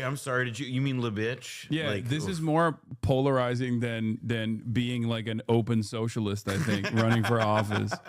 Yeah, there's mad people even in my chat. They're like, "Oh, fuck the Gooners. Arsenal fans are the ultras of the world. They're so Well, annoying." it's that combined with like all the people in your like chat who are like, "Oh, a sports ball? Really? A sports Yeah, ball in my politrics?" Adam Come is on. incredibly shut your bitch ass up, nerd, and let the jocks talk on the screen. Between me, and, Adam Friedland, and Zoran Mamdani, I'm the nerd, and they're the jocks here. Are you okay? If the English government was a team, it would be Arsenal. Your footy community is bigger than you think. No, I know. You guys took out Cloudflare, like the Spanish football. You took out Cloudflare the other night just so you could illegally stream your favorite Spanish footy team. All right. Well, keep going. we both lived a little bit as kids in Cape Town. Yeah. You lived in Cape Town? Yeah. Where did you live? Observatory? I lived in Oranjezegt. That's where my mom From grew up. 96 to 99. That's my mother grew up in Oranjezegt. Yeah. Both my parents are from Cape Town. And then I was born in LA. My dad was on a list of some sort. You got to give me more than that. My dad and mom both went to university in London. Okay. We're Jews from Cape Town. Okay. And then Shout outs. they met in South Africa. They met at home in Cape Town. They kept getting set up on. Someone said we finally found the secret to get Zoran to stop talking about affordability. Yeah, this is the only time. This is the only time I've heard this man not pivot back to like fast and free buses. He will just keep yapping over Gooners for hours on end. Blind dates. And she was like, "This fucking guy again." And then somehow he wore it down. And then they got married, and he got a letter that he was being sent to Angola to the Civil War, and so they left. They just when did they packed leave? up and What left. year? I could eat. 82. Right. Wow. So I was born in LA. Okay. Have you been to my Cape- dad was on an enemies list because of the apartheid regime. Yeah. And so Actually, Not a bad I don't place to think it's be. because of apartheid And and like then- his dad not wanting to go to Unloga. No, his dad was on a list. His dad, it was like, this guy's Adam Friedland's dad. We can't let him go around walking. Yeah. No, it was because he was too supportive of He the was- apartheid regime. Exactly. He loved it too much. They were like, okay, dude, it's kind of like a Itamar Ben-Gvir not being allowed Yeah, to serve in the absolutely. Israeli military type Yeah, situation. that's Max Friedland for sure. Yeah. I was there back. My granny's from Sea Point. None of the grannies left. And actually, an interesting Are they still thing- there? Granny's still there. 94. She just got a hip. You want to send her a video? Let's do it. Hi, Granny. Yeah. Congrats on the hip. Congrats on the hip, Esther. Congrats on the hip. I promise I'm trying my best in life, and no, she's very proud of me. I told her I have the mayor coming on, and no. So yeah, my Diba actually he was like, when I was a kid, I used to write my essays like, who's your hero on my Diba, because like it connected me to my parents, because like it was like, you know, That's he's South African. amazing. Yeah. So but he went to our synagogue after he got out of jail and he was elected, and he was like, "You got to tell your kids to come back because we need everyone to build a country." And like my parents' whole generation of Jews. So why are you not following Madiba right now? Because I had to talk to you. And I got this studio, and it's a lot. It's a lot of work. Last time I went back was in 2010. 2010 for the World Cup. Steve fucking did the Jabalala. Don't. Was it obnoxious? Vuvuzela. Yeah. Could you not hear anything? You hate it if you're not the one doing it, and I was one of the people doing it. You got one. Yeah, I brought them back. Fucking loud. I brought them back. I brought one back to Maine. college. Yeah. I went to a D3 basketball game. My roommate was on the basketball team, and I had the Vuvuzela. Vuvuzela I think I was at Bates College, and I pulled it now out. synonymous with South American country Venezuela, I feel like. Wait, really? No, I just always say Vuvuzela instead of Venezuela. Whenever someone is like anti-socialist, they're like, "Oh, what about Vuvuzela?" Do it, and the ref stopped the game, and he's like, "You need to fucking stop." Yeah. And you're like, come on. Didn't you see the World Cup? Yeah. Didn't you see the ball that went in all different directions? But I was at the Ghana-Uruguay game. No. That's where I cried in public. No. Yeah, Luis Suarez. Asamoah Gyan. Dude, guys, this it was the closest. The mayor caring about soccer is the mayor caring about Arsenal is like Wakanda for me. It's like I feel like it's like representation. Do you remember that tweet? You're one of them. I remember your tweet. No, not the what is it? Ruth Conda forever. Ruth. Oh my God. Yeah, like when I met you, so online, one thing that was like remarkable is like we were talking about soccer. The and mayor-elect just brought up Ruth Conda forever. That's crazy. That's the mayor supports Arsenal. He's like Zoran definitely remembers the tweet about like how that lady doesn't care about homie, what set you from? Men's entitlement, because and like because about the baby crocodile. No, my Afghanistan was every time. Oh, the dad came home. But every time my keys in the absentee door. father put the keys in the door. There's so many. There's so many good moments. Beto calf cramping. Oh my God, the Zoran knows cramping. that like somebody could like stop him on the street and be like, "Man, like so lovely to meet you. I'm excited about what you're doing. The housing and the affordability and the buses, I love it. Just one thing, Beta O'Rourke calf cramping." And you will see the man's face break. Yeah. I guarantee it. He knows E. Fartlow, probably. We are losers. I was like, we're the same. Like representation matters. We're the same generation, right? Yeah. It dawned on me that my entire life, this is kind of feels like the first time that someone from my generation. Adam is trying to get like young millennial cred, even though he's an old millennial. Dude, did you see? I like have brought this up to him repeatedly, but you see, so we're the same generation. Did you see Mark Ruffalo? Like, because like Adam met him on like doing some red carpet interview thing. Yeah. And Mark Ruffalo was like talking with Mehdi Hassan later, and he made a reference to Adam Friedland. I love that kid. Yeah, that was crazy. 38-year-old baby boy. Yeah, they're the same age. Him and Mark Ruffalo. Yeah, him pretty and Mark. much. Yeah, they went to college together. Adam's ass is almost about 40. True, exactly. I have to keep daggering him. He needs to know his place. This is bullshit. Has ascended to leadership. I guess Mayor Pete did, but he was more of a suck up to the parents. You're more one of us, I think. I don't. He couldn't laugh at that, or he could laugh at that. No, you're mad at me. She gets mad at me. She yells at me, Olivia. Can you tell her to take it easy? Anyway, that's it. Give it up for Olivia. Everyone, please watch on YouTube. Why is everyone so nervous? Nah, we're stealing your shit. Yeah, we're stealing your shit, Adam. That's right. Yeah. Monica. Or Amelia, sorry. That's Amelia. Okay, cut that. Okay. How are you? Yeah, you're mayoring people older than you. Are you getting unked? Okay, can you explain to me what does UNC stand for? Uncle. How the fuck does he not know that? Someone told me it stood for uncool. No. It's uncle. It's uncle. All right. You have old heads, unks, and OGs. Just wanted to make sure. Yeah. You were unknown like a year ago. Yeah, I saw that fucking viral tweet that was on the timeline. Yeah, I still don't know, and I don't want to know. In fact, I mean, you're perhaps one of the most famous people in America right now. I mean, it's weird. Is it weird? Yeah. How have you adjusted to that? I think I try and spend as much time as possible with people I knew before. Yeah. I was. Yeah. The day ones. The mayor-elect. Yeah. And I think the nice thing about being an assembly member is I was still working in politics, but I was also walking around my neighborhood like anybody else. Yeah. I mean, I went to... You went to the White House. Okay. I went to the White House. I was going to tell you I went to Dwayne Reed. Oh yeah, did you see this? Why was Zoran hanging out with one of the most rich and powerful gamblers? Oh yeah, no, I saw this. This is so. Yeah, so that guy that was complaining about how he's depressed for wearing a mask, turns out he's one of the richest and most powerful gamblers in the U.S. Caleb Pitts, lock him up. That's so funny. Get him out of here. I can't believe people operate like this. But Okay. both of them are true. Okay, let's start on the Dwayne Reed. Okay, start on the Dwayne Okay, Reed. We went in there, Yeah. pick up something from the apartment. Yeah. This guy in front of us has a pack of condoms and breath mints. And he turns around and he goes, Mr. Mayor. And he looks at my wife, he goes, Mrs. Mayor. Uh-huh. And that's our experience now at Dwayne Reed. Yeah, and That's life in Astoria. oh, the condoms had. I don't know.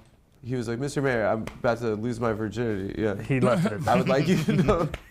I'm about to become a man. He just gave the titles. What does this last year feel like? And what has the adjustment been like? Like, I mean, it's.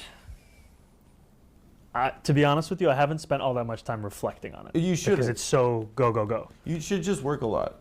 Have you checked the Reddit? You sound like the inner voice. Is there a Zoran Mamdani Reddit? I don't know. Is there? Probably. Don't check it though. No. Yeah, just don't read the comments. No, I always forget to put the extra /R when I'm like typing in the URL. So I don't even. What is it like? Like you go to the White House, yeah. right? You take a selfie on a plane. Yeah.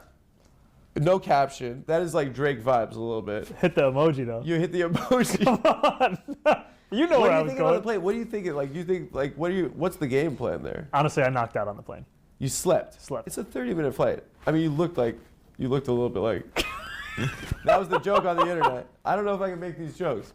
You look a little bit like you took you hit nothing. You can say it. You look a little bit like you hit the edible before the flight. Why would you know say it was that? 30 minutes. I'm Why would sorry, you say Mr. that? You walk in like he gave you a tour of the White House? He gave me a tour of. What was the weirdest thing he showed you? The Oval Office and the Cabinet Room. He had to have shown you one thing weird. I mean, he showed me the portraits of all the presidents in the Cabinet Room. Yeah, he saved the FDR for you. The FDR was beautiful. It was really nice. And we talked about FDR for a little bit. And honestly, you don't have the LaGuardia record if you don't have FDR. Yeah. But we talked about that. I walked in. First you get there, and it's just you alone, and there are two people like guiding you through to get to the Oval Office. And they're like, they want you to see this room and that room. And then I sit down waiting for the time of the meeting. And in front of me are like all these different coffee table books. And one of them is UFC at the White House. Oh yeah, he's bringing it there, right? I had no idea, but I was in the rose flipping through that. Yeah. And so you saw like guys fighting each other? No, it was just a what was it? UFC? It was visualization. Of like what the the octagon is. Yeah, it's gonna look like. Yeah. Are you gonna go? No. Can I ask you a question? Like, how did you not laugh? When the 135? How did you keep the face during the press conference? Oh, because we were all dying, and I'm like, my boy Zoran was like just straight face. He said, "Just tell him yes." Yeah. How did you keep that face? Honestly, I was just thinking about New York City. Yeah. I mean, it's like the whole time I was trying to think about the difference between if you have a White House that is working towards an affordability agenda or one that's making it harder to live in the city. Yeah. That's kind of what kept. Do you feel like as if the president sees your popularity? Mm-hmm. He loves the ratings. Ton of reporters. He sees it. He's, I think, handsome. I think he thought handsome. Did you ever eyes up here, Mr. President? You were elected because you were trusted on your policies for affordability. Do you think he's maybe a little bit trying to like swagger Jack a little bit?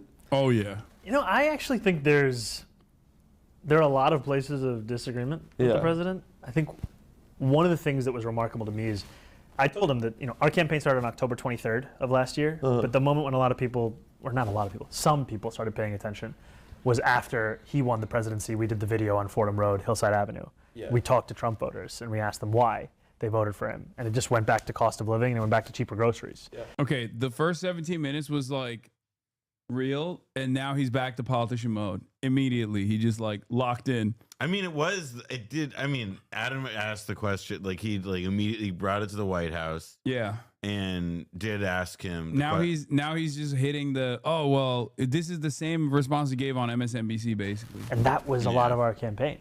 And he liked that it was 1 in 10, right? That's like yeah, 1 in 10. There was. I mean, did you see the guy who has the MAGA from Mamdani hat? Yeah. And then he did the. How'd that feel? The MAGA from Mamdani. Kind of badass. It was wild. I remember I was gonna step on. I sound like such a postulist. Everything is we. I was going to step on the stage at Forest Hills where we were doing our rally. Did you think it was a prank? Well, I had a member of the NYPD pulled me aside and they're like, I just want you to know that there is a man in your line of sight with a red MAGA hat. We checked and he's actually sincerely here for the rally. He's not there to kill you. We inspected the chud and found that he's actually for you, sir. Yeah, no, we asked him questions about affordability. We tactically ascertained that he has begun to see the light of Marxism, Leninism. How do you check that? Or like, what do you think about fast and Sir, free spread buses? your legs, bend over. Like, I don't know, like you had to really do. No, they were inspecting him. I'm telling you, they were asking him about his opinion on free childcare. You had to do YMCA. You know, this guy's accustomed to some wild rallies. This guy's accustomed to a stadium full of. Yeah, it was just me and El Bizgar Church. Yeah, I mean, somebody from MTV Lebanon. Did you expect him to like you as much as he did? I was trying to prepare for a lot of different situations. I know. It's like when you're on that plane taking that selfie. I mean, that could have gone any. That could have gone in any direction. I mean, like, did that feel best case scenario, or like, were you like? I mean, honestly felt like the most productive meeting we could have had. Yeah. I mean, a meeting where we talked about ULERP, we talked about, groceries, Con Ed, rent, childcare. That feels like the best meeting you could have. Yeah. Were Eric or Donald Jr. there? No. It was. Did you worry that like to see that was maybe difficult for them? No, I wasn't thinking about that. Maybe it's like the hang has just been so bad. This cool guy came, and he's like, now I have to go back to these guys. Did he say, can you sleep over? Did he come up to New York and see you? He didn't ask me that. Oh, man. I mean, it was one of the most surreal things we've ever seen as Americans. Robin Van Persie against Charlton, baby. What's the score? 3-1. What? Fuck! Who scored? Oh, what? Did he do the pigeon? From the halfway line? Nah, dude, he was being weird about it. He scored from the halfway line? Yeah, he chipped Ryan. What? It was off his line? Yeah, it wasn't Ryan's fault. It was honestly just a great play from him. Why would you say that? Because they're not a threat. They're not a threat. That's famous last words. What's this time? Okay. 73rd. What time is it right now? Why would you? 74. Why would you say that? What time is it? Did you watch the 4-4 Arsenal Newcastle? Yeah, we talked about it. Dude. It was the worst day of my life. This is an interesting moment for us because we have like an opportunity to have like a snapshot of you after an historic election and prior to the assumption of one of the most powerful positions in America. Co-host of the show. Co-host of the Adam Friedland Show. Yeah. What made you run for mayor? Like, what made you decide to run for mayor? I think one of the things was that I was very frustrated with the fact that Eric Adams, who was at that point running for re-election, was making it more expensive to live in New York City in clear ways that he had direct control over, and then pretending like he was just a bystander. He would write a letter in support of Con Ed when they wanted to increase gas and electric by more than $60 a month. He would raise the rent more than 12%. Mm-hmm. He would increase the water bill. He would. But like the conditions for you, I mean, for me, you're like, this is the time I'm gonna run for mayor. I think the thinking was that I wanted to make a case specific about cost of living. Yeah. And there were a lot of people who looked at kind of the swing of our politics and thought that the only way to beat someone heading towards the right is to head towards the right yourself. And you felt like you were going to win? I felt like I had a 3% chance of winning. Yeah. And that's probably giving me an extra 2 points. Was there someone that you spoke to who said don't run? Oh, tons. Tons. Did your girl say that? No, my wife. Your wife. Your girl. I mean, she's still your girl. She's always your wife. She said run? She was down for it. So that was the final decision that we had. You're allowed, yeah. Is she mad at you for working so much? No, she gets on lovely. you? She is a little bit. She what? Is she a little bit? She gets, no, but it's annoying for her a little bit. She lets you work heart. so much? Mine. This is all permission given. Mine doesn't. No, but I think, to be honest with you, it's... What work does he do? Well, he's oh like, man, if you one fucking podcast a week at most. I listen. No, mine. Oh, I can't, guys. I can't do. Have you Patreon. ever seen All the President's Men? It's a lot of work. Okay. Yeah, he's like, oh, I can't do Patreon exclusives because my girl won't let me. Sorry. That's what it is. to meet someone in one stage of your life, and then to have your life and their life transform. What it also just like the level of love and support it takes from someone. I mean, I would not be able to do this without her. She gets mad at you for working too much. That's not what I said. I feel like I looked into your eyes. I see a fellow brother. What was the moment you knew you'd win? For the primary? No, the primary and the general, I suppose. I got 2 questions. You know, there isn't like a single moment. The funny thing to me is that in both of the elections, from 6 to 9 p.m., I thought I was going to lose of election day. Because there was like bad like exit polling? In the general, there was a rumor at around 6 o'clock that there were 2 major news networks that had bad exit polls and that showed Cuomo with an advantage. He started that rumor? I mean, definitely worked. Ruined my night. Ruined my night. Primary, I remember Kevin. This podcast host kind of sucks. That's crazy. That's the millennial. That's the millennial Bill Maher you're speaking on. Okay, put some respect on it, chatter. Kevin Elkins. How did you fall for that? I'm such a mark over this stuff. Kevin Elkins, who was working on Cuomo's campaign, put out a tweet like, I guess the most important things that everybody had. I was a little worried about the exit polls as well. Give me a fucking break. All right. There were a bunch of exit polls that did not look good for Zoran. It's true. Fun. And I was like, oh man, this means they know they're gonna win. And he's saying that to us. He's in a room full of 4 guys at as the election night party. You're in a stadium. You're in a stadium in front of a Dory fan. I think you should have looked around. Yeah, but never. I mean, this is like, you know, being an Arsenal fan. It's the hope that kills you. It's never done until that meant so much to me. I know exactly what you're talking about. You know what I mean? You cannot count it. It's a reminder that you're gonna die one day. It's like you think that once anytime you think something good's gonna happen, it just goes away. You have to hold. I think your it's breath. made us better people, though. Yeah, I mean, we've had to deal with disappointment for decades. I think if we were like Real Madrid fans, we'd be like cheating on our taxes. We'd be like, I'm gonna live forever. We have affairs, multiple families. Create a retractable roof. I think for us, we're like it's gonna all go away. So I have to like take advantage of the time I have. It means nothing to these people. Okay. Wait, what's the 4-1 as a hat trick. Let's fucking go. Sorry for cursing. 4-1. Sorry to me. Wow. Hey guys, we want to thank Lucy. Lucy can be guy. My gift is becoming the good 100 call 50 load photo stack 40 by War Friday. Support this guy. Oh my god, how many fucking ads does he have? Enjoy off org account. Filled to the fucking gills with this. Jesus Christ. 50% off your first year at monarch.com. Code TAFS. This has become a national news story, right?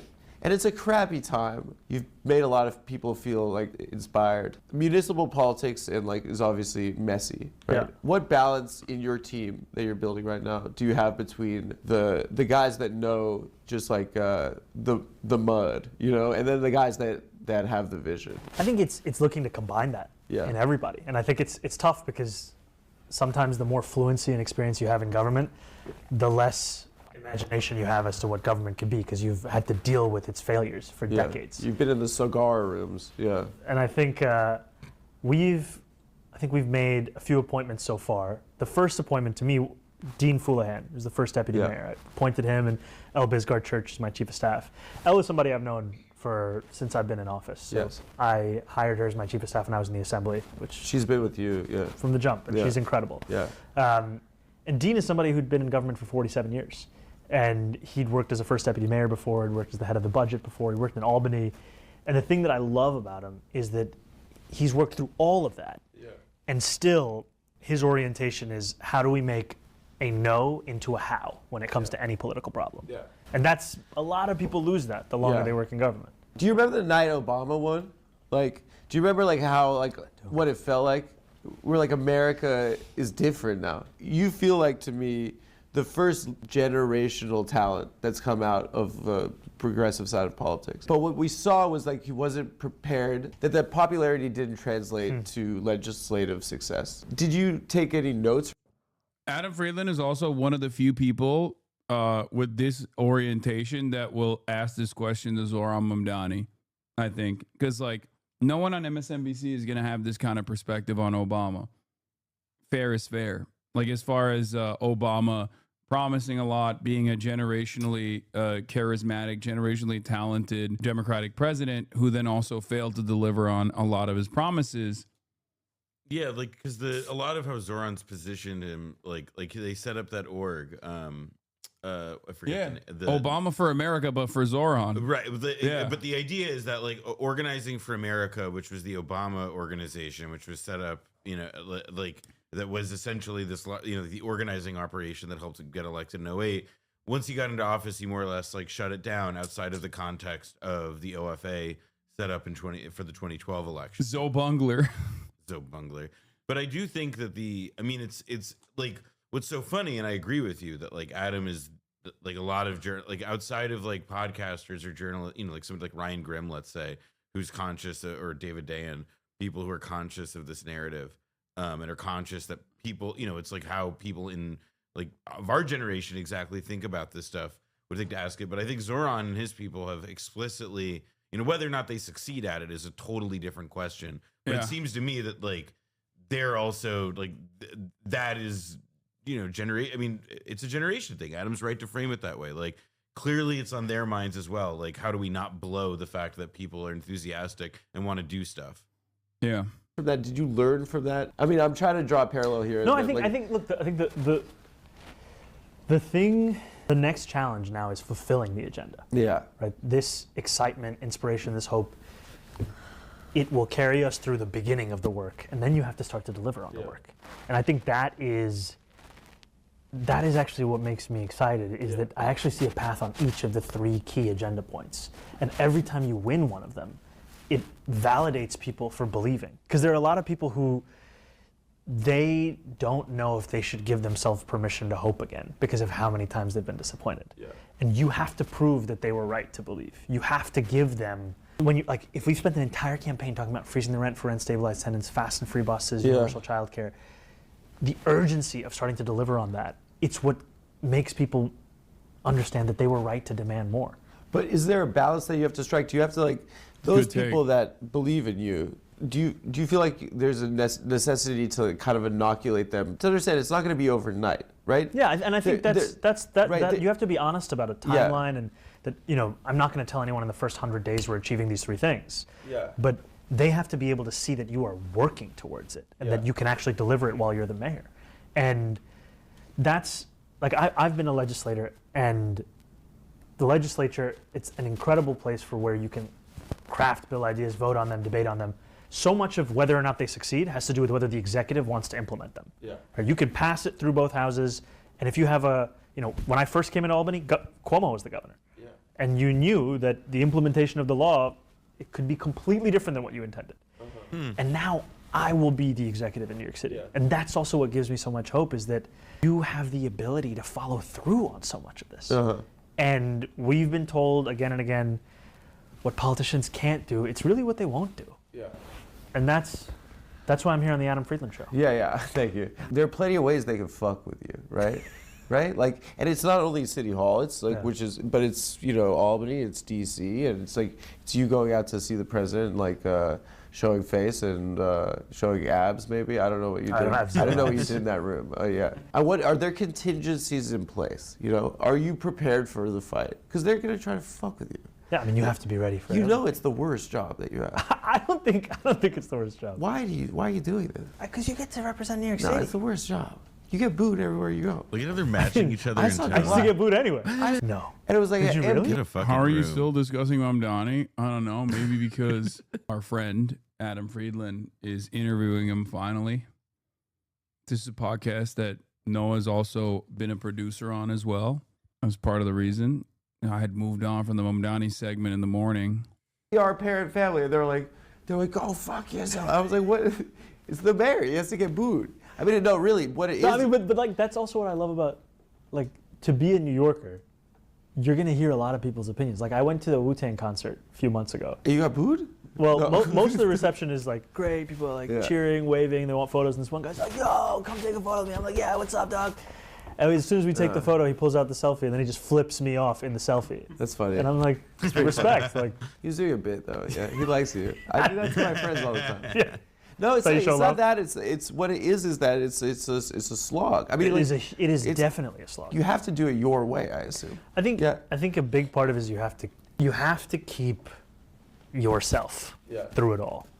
And you have to balance between the demands of what the city will require from you and how you don't lose yourself in the process of it. Yeah. When I started in local politics, the first organization that I joined was the Muslim Democratic Club of New York. And one of the founders, her name is Alia Latif, she gave me this advice of whatever you do, make sure you can recognize yourself in the mirror at the end of the day. Yeah. I think that's a big part of how I'm thinking about this, that work as hard as I can and do so to fulfill the vision we've had, not to comport yourself for a box that's being created. I met Lena Khan. She was on the show. She's great. Real quick, just 4-minute warning. 4-minute warning. And can we get a score update? 4-1. It's domination. It's domination. Ever watched the Fox? Hasanabi, stop being parasocial. Just because you watch Cumtown doesn't mean they are all our friends. It's by far my least favorite bit. Wrap it up. You're right. I don't know Adam Friedland, and I hate him. You're It's right. kind of funny to do a you're being parasocial to the Twitch streamer that you watch. I'm being parasocial. Sorry, You're right. It's really funny. I should stop being parasocial about Yo, chill. Adam. I will not be Yo, calling stop him. it. When you talk about FaZe Banks like that, you don't know him. Yeah. Dude. I do phase up though every day. Soccer Channel commercials? No. They used to have the EPL. Yeah. It'd just be like long commercials of Drogba. Oh my! Don't talk. Descriptions. We Of, have they say, that's- Planet of a Man. That's the Didier Drogba. That's the nightmares we have. You know, The nightmare I have is Didier Drogba bullying You the made defense. Senderos cry. Do you know? Michael Essien's goal. I guess when I met Lena Khan, she was on the show, Sorry, yeah. and like she is perhaps one of the most impressive She's people incredible. I've ever met. And when I heard she was part of the transition team, I was like, oh, he's got it. I mean, I asked her if she's ever Clean. lied, and she said, well, maybe in elementary school, and I think that was true. I mean, like I think it was true, what was really effective was that she communicated antitrust laws and like this complex stuff in a very clear and concise way. Yeah. And sometimes progressives feel like snobs when they're talking to people. I remember, when I was running for state assembly, we put together our first palm card. Yeah. And I thought it was absolutely fire. Yeah. And I remember giving it to a friend of mine, Kara McCurdy, who is a great photographer. And she read it and she was like, what do these words mean? Yeah. Because so much of the time She literally lied to you on stream. Okay. Yeah, obviously it was on camera. it feels like we're just speaking to ourselves. I mean, I think that's one thing that is going to be important is like just communicating not above people's heads. Just actually speaking with them. With people. And I think that's the point is to bring people in to politics, not to condescend to them as to why they're not already there. Yeah. And it's also just much easier being yourself. Yeah. When you're speaking to people and You're going to get old, you think? Your face?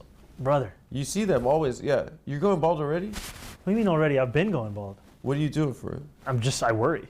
No, Did you do anything? Did you do like minoxidil? We could go to Turkey. I gave him that tip, by the way. In our first conversation, I was like, "Listen, I was also balding, and I started doing finasteride and minoxidil." That's you go one to place Turkey. I'm I'll get not going I right go now. rhinoplasty. You go hair. Oh, you can't Why go. do you need?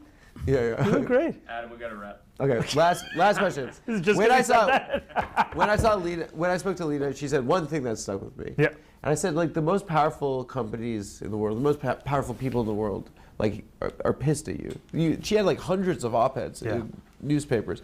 No one knew what the fuck the FTC was, and her response to me was very impressive. It was like, she said, like, I said, did you ever clap back or anything? She looked like confused, and she was like, no, I just have to, like, I don't know, like, win the lawsuit. Let the work speak for itself. If you're getting pummeled in the press, like, how are you gonna keep your horse blinders on and just focus on the agenda? You know? I think you have to both be responsive, but I think she's right.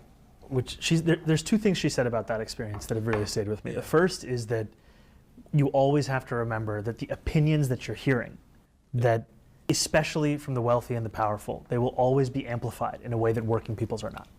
Yeah. And if you remember that context, you take that seriously, and you also don't think of it as surround sound in the way that it feels. Yeah. And part of that means getting out of the office, getting actually into New York City, speaking to people, asking them what they're thinking about, what they're worried about. And then the other thing is that every time you win in your agenda, it proves that people were right to believe in that agenda in the first place. Yeah. And you have to both be able to respond to this and never let it distract you from the work that you're supposed to be doing. Because if she wins that lawsuit, then that's the proof. And if we deliver on this agenda, that's the proof. And I mean, Bernie talks about the thing that people are afraid of is that the power of example. Yeah. That's what people are fearing. Not that we won't get it done, but that we will. Can you get him on, can you text him? Get him on the show? I don't have my phone's on me. You have his number though? You should. He's such a fucking cloud hound, dude. No, I got a text. That's Oh crazy. shit. I gotta give me the second time. Shit. Just in right again. Yes, Zoran. How No! I don't know if you and Tash, but Hold on. Look how handsome. I gotta go for the beginning. Look how handsome he is. together. Yes, Zoran. How are you? We my gotta go friend? Betsy's I now. don't know if you recognize me with this badge and this hair and the It's so Tash, cute. but We love Adam Hecky. told me that you guys were gonna watch the He's so derby stylish. together. We're not. You're right. You did tell him about minoxidil. Yeah. So, you know, I have all these trolls who'll hit me and they'll be like, are you just mad because you're male pattern baldness? I'm like, damn. What, you got issues with that? I don't think it's there yet. But definitely, like, when people say, like, racist stuff or the baldness stuff gets me. Okay, you know. I mean, I got it What's up? because you told me to. Yeah, that's what I use. What is finasteride? It's see, I told you. I fucking introduced his ass to minoxidil and finasteride. It's the only FDA. It's Finasteride? It's for prostate cancer. Finasteride. It's for prostate cancer originally, but it is the only FDA-approved drug, as far as I know, that you can take that stops male pattern baldness. Yeah, you're not even looking at him. Finasteride and He's like- minoxidil. Damn, I just worry about this stuff. I don't do anything. Yeah, the more you worry about it, the worse it'll get. You think that's true? And then he just said, I worry about it. Adam asked him, what do you do? And he says, I worry about it. I have an uncle who swore to me that if you touch a certain part of your beard, it'll grow more than if you don't touch the other part. He of your also talked about Turkey, going to Turkey. I mean, we joked about going to Turkey for transplants. Oh yeah, you're an eater. You're a feeder and an eater. You're a real ass eater. Maybe you could have arranged those. Wait, no, this is not. This is not the right. Real ass. Yeah, that's a No, son this is calling class. the mayor of New York City an I ass didn't mean it like eater. that. That's not. Yo. That's not what we were looking Thank for. you, chat. Thank you, chatter. Damn, this guy's good.